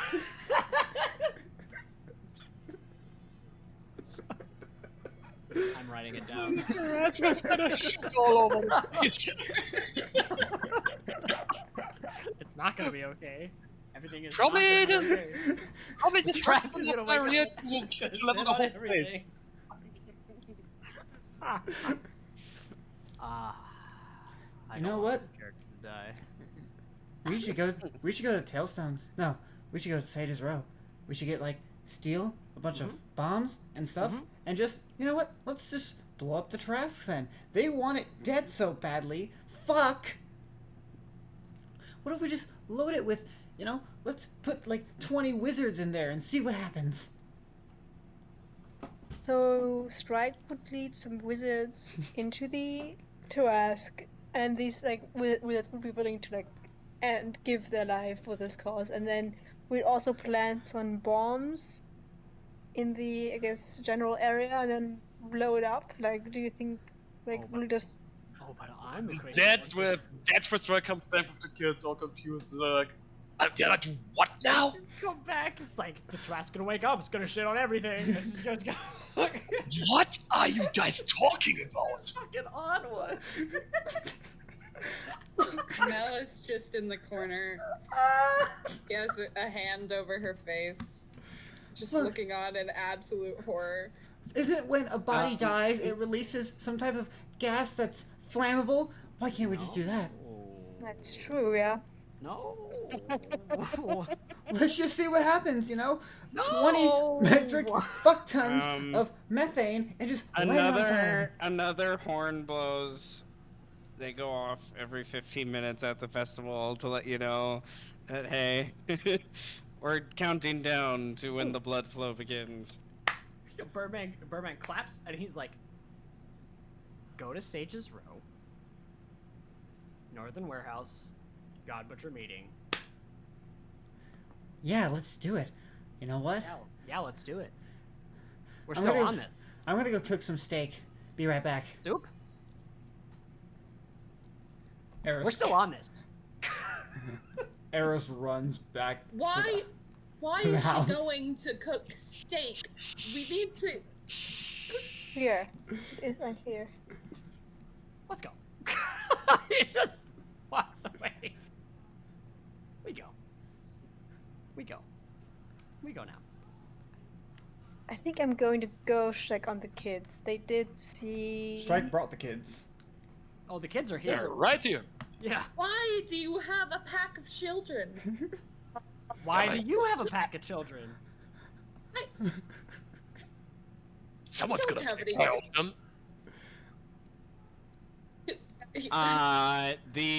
A little drow girl runs up to you. We're gonna go to the festival today. Are you going too? Yes. Just Yes? blinks a couple times. Yes. This little child. I don't know. I don't know yet. Who knows? Okay. Well, I hope to see you there. I'm really excited. I only went once when I was really little. Strike would have let us go the last couple of years. Not old enough, I guess, right? But we're gonna be right there. And she points down the blocks where some of the stuff has been set up, those kind of stages and things. Don't run too far ahead. Roger, keep an eye on them. A pot goes flying out of the window.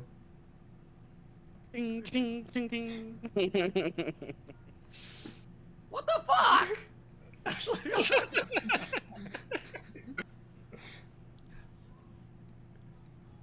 You just might hear the tail end of, and that's what he gets for fucking me over. God, but I'm meeting. so sorry you have to witness all of this. I'm not.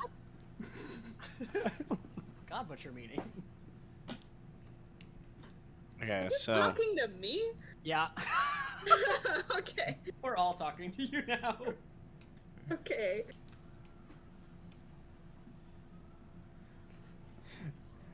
Eris will be like lagging behind, like, I don't know, 15, 20 minutes. But by the time she catches back up, she'll have just a bag full of cooked steaks. I don't know where your token went. What's your passive perception? Mine is 20. What's Birdman's though? Friggin' 16. Okay. Unless you're counting the natural explorer stuff too. So So 19. 21. 21. No, 19. Yeah. Okay. 19, Yeah. That's yeah, yeah. 19. 19. Okay. Forgot it wasn't the advantage thing.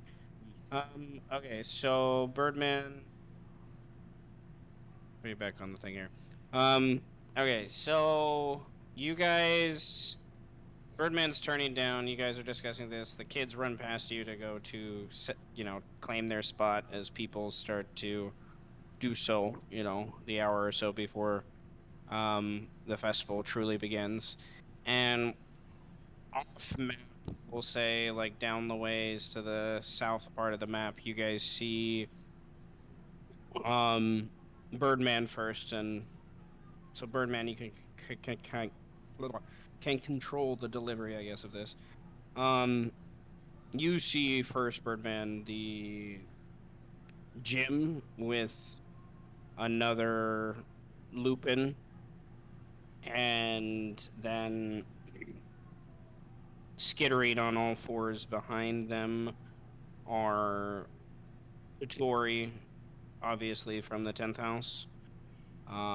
And behind them are two humans in leathers, kind of enforcing them behind.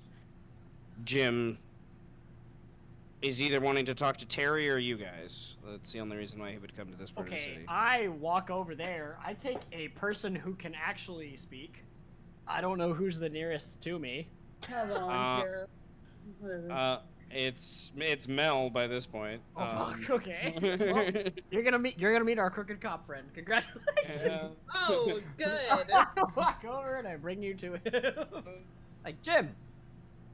Okay, Actually, let it's me- probably in Strike's voice. So it's like Jim. 1 second. All right. Jim comes over. Jim, how are the I kids? didn't want that guy. They're good, and he's pausing mostly because he sees Mel there, who he doesn't recognize, and Strike kind of strolling up behind, and then he looks behind him at the kids who have all have started to set up there. Business or pleasure, Jim? Business. Did I ever ask him that? Yes. Pretty sure. Business or pleasure, Jim? We have the footage. We can check it. Holy shit, okay. So, I'm sure you've asked him in the past, probably. Yeah, I've been dogging on him a lot. Yeah. Okay. So I would pull him aside, I guess, and just like signal to the others, like, "Hey, these children are unsupervised."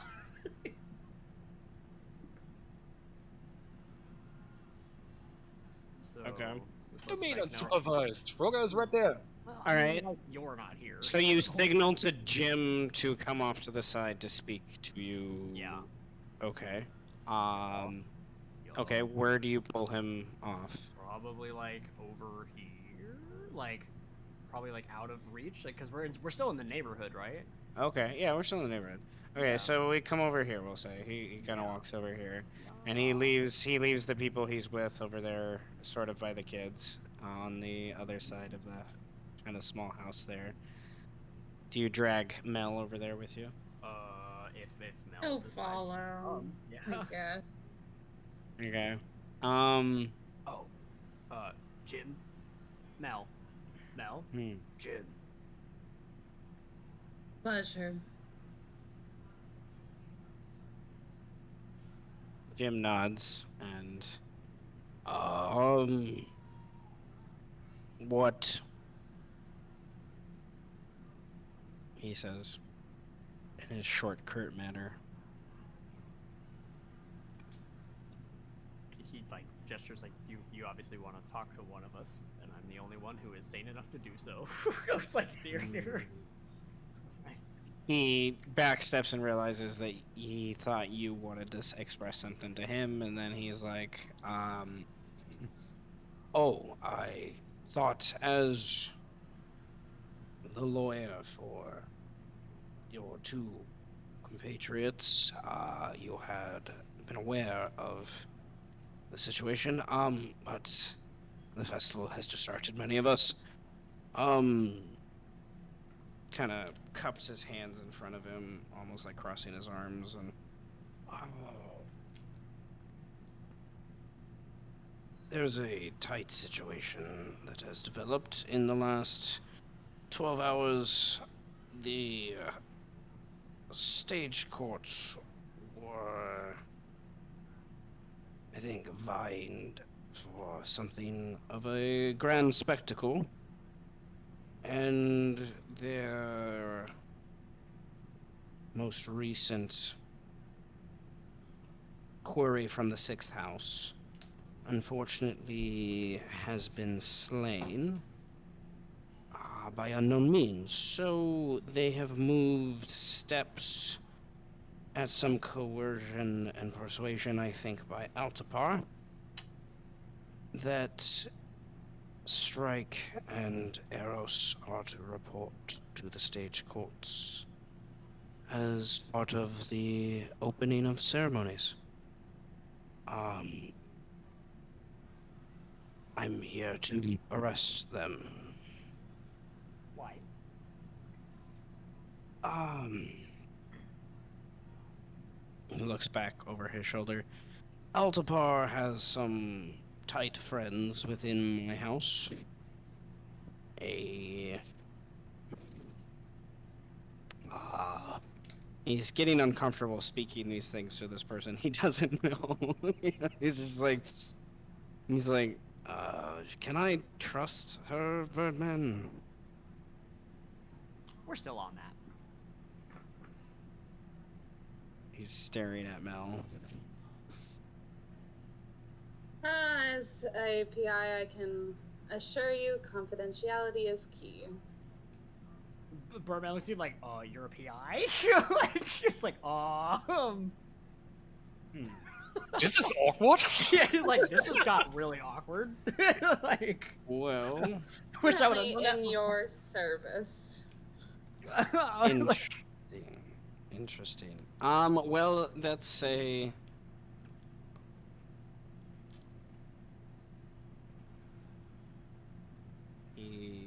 Jim is going to.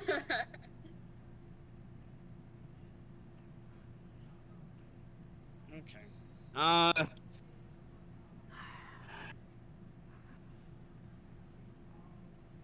We have worked together a long time, Birdman. So I guess if you can trust this new human to the fold, then I think I can maybe say these few things. Altapar has Hyberium close in the ear, and Hyberian wants to appease with a spectacle, and Eros's and Strike's renown has grown within the city greatly these last few weeks. At the very least, it will draw attention to what they want people to talk about. And I think this will also take away from what I've heard rumors you're investigating.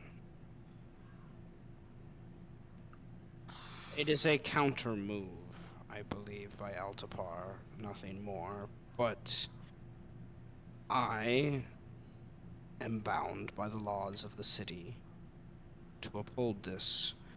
So, could you, when he looks at both of you, aid in bringing Eros and strike peacefully with us to the stage courts? It'd be most appreciated. Stage courts. Aren't the stage courts closed for the next 10 days? Or are they like doing it like?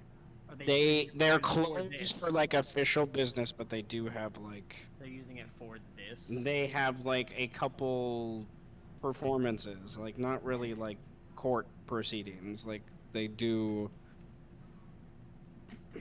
It's very medieval, feudal. Like, hey, this is a pariah, someone that we want to Okay. shun in the city because of things they've done, and they use it for their political advantage and things like Right. that. So Um, if it's closed for official business, this is official business. Because I'm working on it. It's a case that I'm currently working on that they know about. They know that Altapar fucking basically war crime bombed my fucking house. yeah, but Over a shady deal that we did not agree to. So, if anybody has business, it's me and that man. true. But his connection to the first house binder lord True, is true. kind of superseding this in some ways. Fuck, dude. So you're getting the impression like after you guys gave up chase, he went to the first house binder lord This is and said, "Nanny, nanny, nanny, these guys tried to kill me. I need your help. We need to arrest him." Lied his face off, and now has the first house believing that you guys are criminals. quite strange that he's going after Eros and Strike and not me, which is very concerning, I think, to Birdman. Mm-hmm. He's like, oh god. So how do I respond to this man? He says, I. It's Blood Festival. And like points up, like I can't take them because there's a festival going on. I got 10 days. Another horn goes. 15 more minutes have gone by.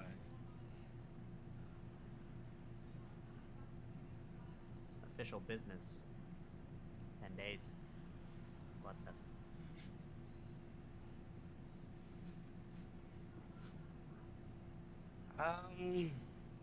Well, it sounds like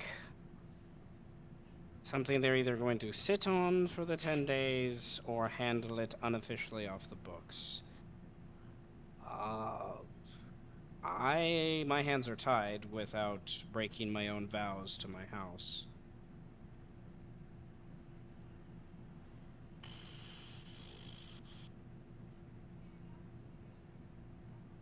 You loosely know if he doesn't do this, then he will be ostracized from his house, which is like Which is what happens when a wolf is thrown from the pack.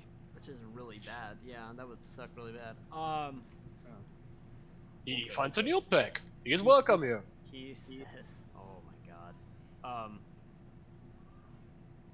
How can I fucking respond to this man? Eros is not normally like this, and he like does like a thing like he does like drinking motions, and then he does like that cuckoo like motion like with his hand. Like cuckoo, like she's off her rocker today. Probably not the best day to put her in jail. Eris is extremely disconcerted. And he says, "Strike, kids, festival." And then Aldera's voice. He says, "We're going to the blood festival today."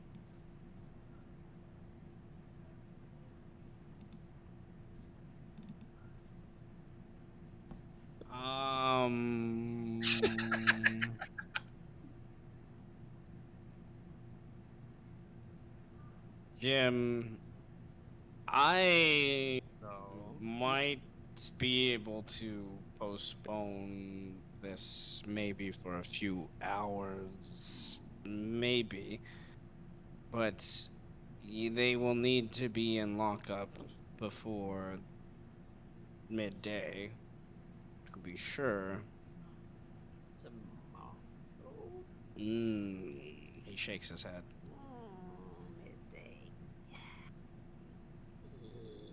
Midday. The chaos of the Severine in the next hour will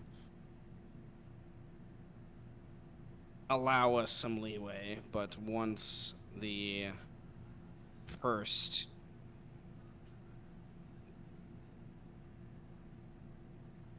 turmoil and chaos of that wave is lived through, then Mike must have you in custody by that point. It is not, it is, and he looks distraught by this, but he is. I think Birdman nods because he's like, I don't think there's a way I can get out of this, even if I like, even try to bribe Jim. I don't think there's a way I'm getting out of this. So this is gonna be a full ass courtroom drama, Phoenix Wright style here the next couple minutes. Objection! Arrows. I think at this point, Arrows, and I was gonna do this before I even knew about any of what's going on right now. I was already gonna do this.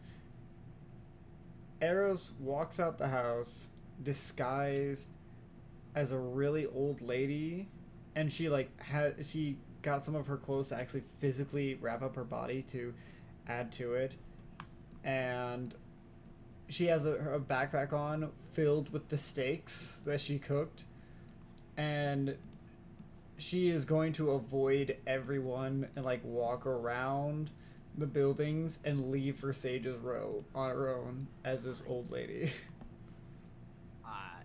So I think Birdman kind of nods and says, hey, "Get striking arrows to court peacefully by midday."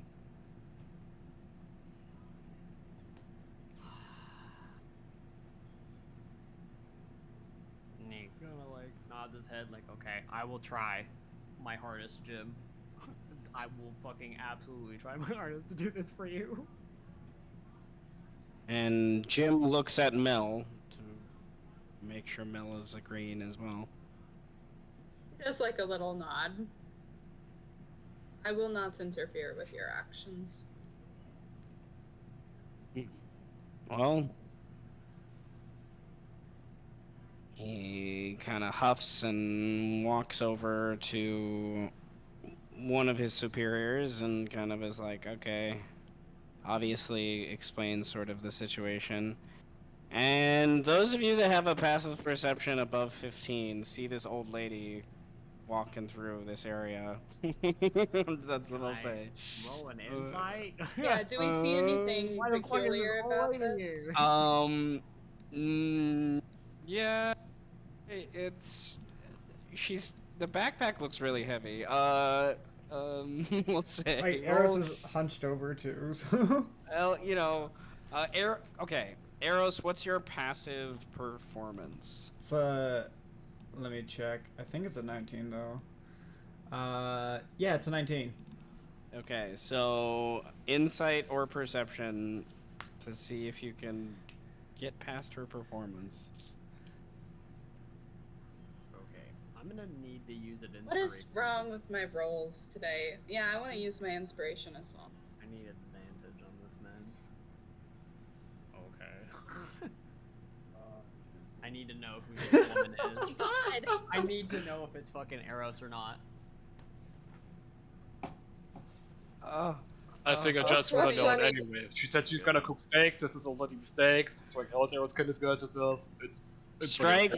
It's one of those things like you smell Eros' seasoning and you're like, The special fucking It's the special herbs and sauce. spices. It's the special sauce. Nah, I sauce. shouldn't. I shouldn't. Mel doesn't. actually. Mel, we'll just say for that role, Mel doesn't know Eros well enough yet to like pick up on the little idiosyncrasies that make up Okay. that. And then Oh fuck, this is gonna be bring awkward, but like I'm gonna have to do it's this. like it's like it's like in episode 2 or whatever it was when you noticed Eros like Oh. the performance of her Punthera that she was When- trying to do. Yeah, when Eros noticed me sitting at a bar, but I noticed it was Eros because nobody walks up to me at a fucking bar.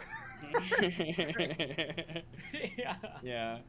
So, and maybe even Like, some of I've lived in this neighborhood Strike's for body fucking- language. I've lived in this neighborhood for years and I've never seen this old lady. And also, why does this old lady smell like Eros's steaks? So you guys can take with that as you will, but Eros is making their way to the thing. Birdman will look at Mel and say, strike. He says, Steven. Peacefully. Be right back. And then he just like runs away. And he runs into an old lady. And it's just like casually walks into an old lady. Where are you going? Mel follows the Birdman and watches the Birdman run into this old lady. He's just like Yeah, slowly I meandering after. I physically push this old lady over though. It's not like I run over like yeah. Like, actually run into this old lady, and I get up and I'm like, Ah, sorry, just like arrows. The steaks- Sorry. the stakes fly out, spill over the cobblestone. 5-second rule. He picks My it up and goes, cabbages! 5-second rule. Sorry. You've done a terrible thing with these. He puts it back in the bag and he says, sorry, and then hugs the old lady and says, in Jim's voice, I'm here to arrest Arrows and strike peacefully. Make it to stage courts by midday. Sorry! And then he just runs off. Sorry! Sorry again. It's time to set the world on fire. Yes! And Sorry! she's going to go. Yeah, she's gonna go to Sage's Row with these stakes. Now is the hard part. Now I have to tell Strike. Fuck. Yeah, so I guess I find Strike. Where is Cotton at? Like, did Cotton come with the children? Cotton's making soup. Oh, Yeah, Cotton's making IRL. soup. IRL making soup. Oh my god, the metaverse is open. It's the middle of the night here and she's making soup. Oh my god, the not? metaverse is open. Why the fuck not? Yeah, fuck it. Why not? Um, You know, get fuck the We've all midnight done midnight snack. You that. know. Yeah, we've all done that. So I guess I casually approach Strike. Doo-doo. Hey, Imagine that the buddy. kids are just getting excited with all the different horns and playing on the thing, and Strike's just watching them. And Jim is talking to these guys, and they, one of the Putori is basically kind of ordered to stay behind, and then, wrong layer, and then the rest of them kind of go away. So for now.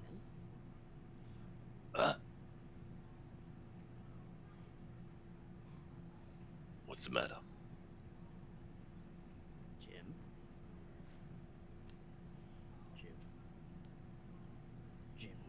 What's with Jim? Like looks around, like make sure none of the kids are like looking at me, like talking to Strike, because I'm just trying to be as casual as possible. Just trying to be cash. Cash. And if I have to roll like a stealth check or something, I will. I'm just being super cash, you know. And just You'll like lean and Strike and say, "I'm supposed to arrest Strike and Arrows." But when you said it, I think I'm just gonna use thaumaturgy to make a sound of thunder appear. She's like, "Shh." No, I just hear thunder rumbling behind you. Yeah, so it's like thunder, but then it's like, shh.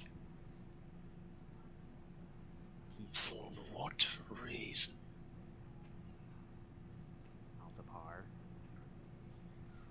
And then he does like, and then he does like the talking motion with his hand, like blah blah blah blah blah blah blah. You're saying he cried to mama. Jim. Bastard tried to kill us and is now trying to turn it around on us. Stage chords. Midday. I understand. And then he like punches. He like punches you like, I got you. Don't worry, I got you. I'll get you out of this. I don't want to make any trouble for Jim. He's helped us out quite a lot. Quite a lot. When? Day. Midday. Is And there then he still says like, something? and then he says, the chaos of blood spilling will give us a couple hours. Kids.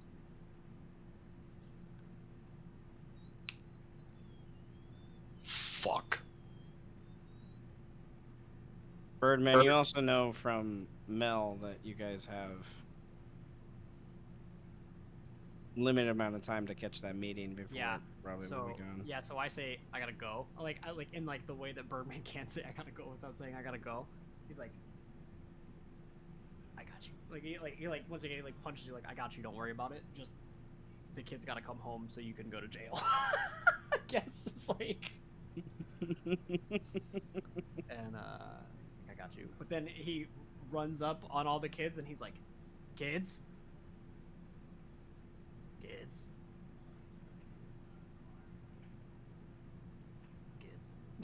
Just like, Yes, they respond. I'm sorry, I was already all of yeah, he's like, enjoy the blood festival today. They all nod, sort of. The younger one's a little more excitedly than some of the others, but Rogar and Adira definitely have a All the look ones, of concern on their all face. the ones that are like concerned just get a wink. It's just a wink. And then like, you know, a wink, and then I'm like, I look at Mel and I'm like, fucking go. We gotta go.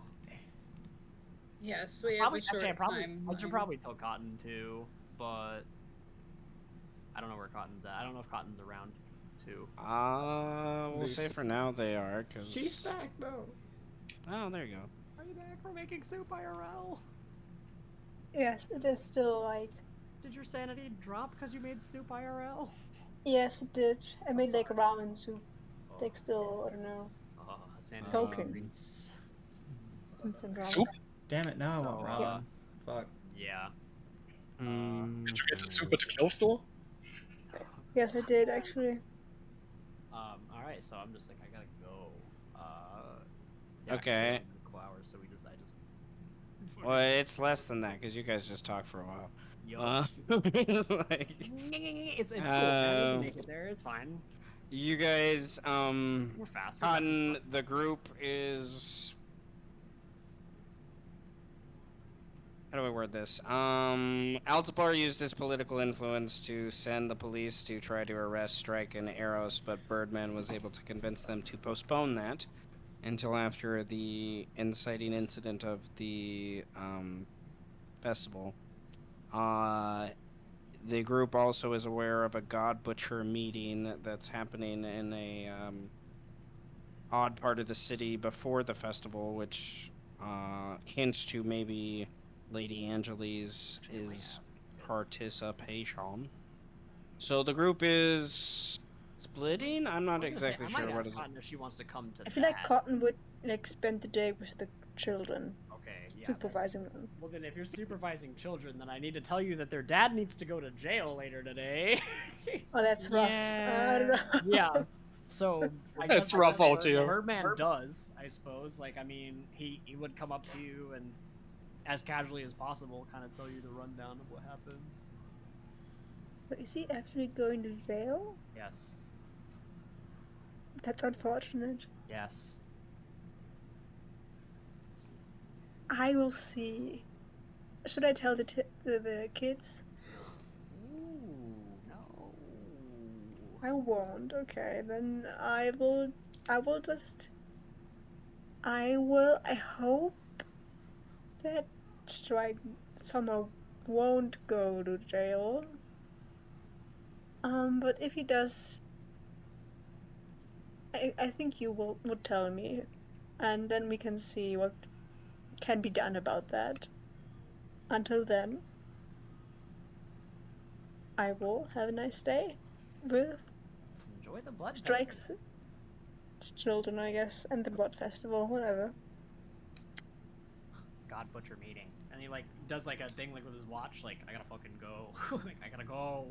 Okay. And he like Does Birdman have a pocket watch? you know what? Probably. He probably Yes! does. Awesome. I would imagine he probably does. Um, And the monocle. I don't know about a monocle. Like, I well,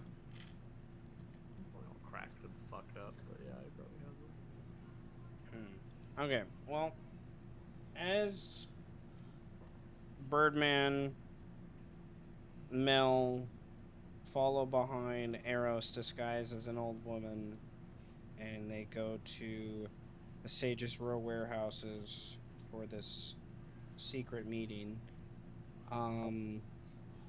Strike and Cotton stay with the kids, and another kind of horn blares out as it's like less than an hour until the blood festival truly begins.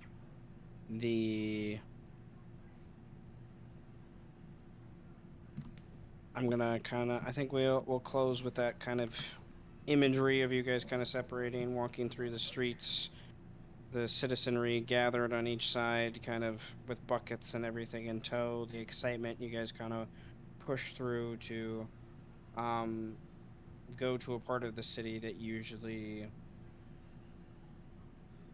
for lack of a better way to put it, the blood doesn't flow to. So it's another odd reason why the God Butchers are there. And we will pick up next session with you guys dealing with that meeting and then participating in the kind of imagery of the beginning of the Blood Festival. So this session was ridiculous. I love it. But Welcome to the city of Salt, man. Welcome to the city of Yeah. salt. Yeah. Holy crap.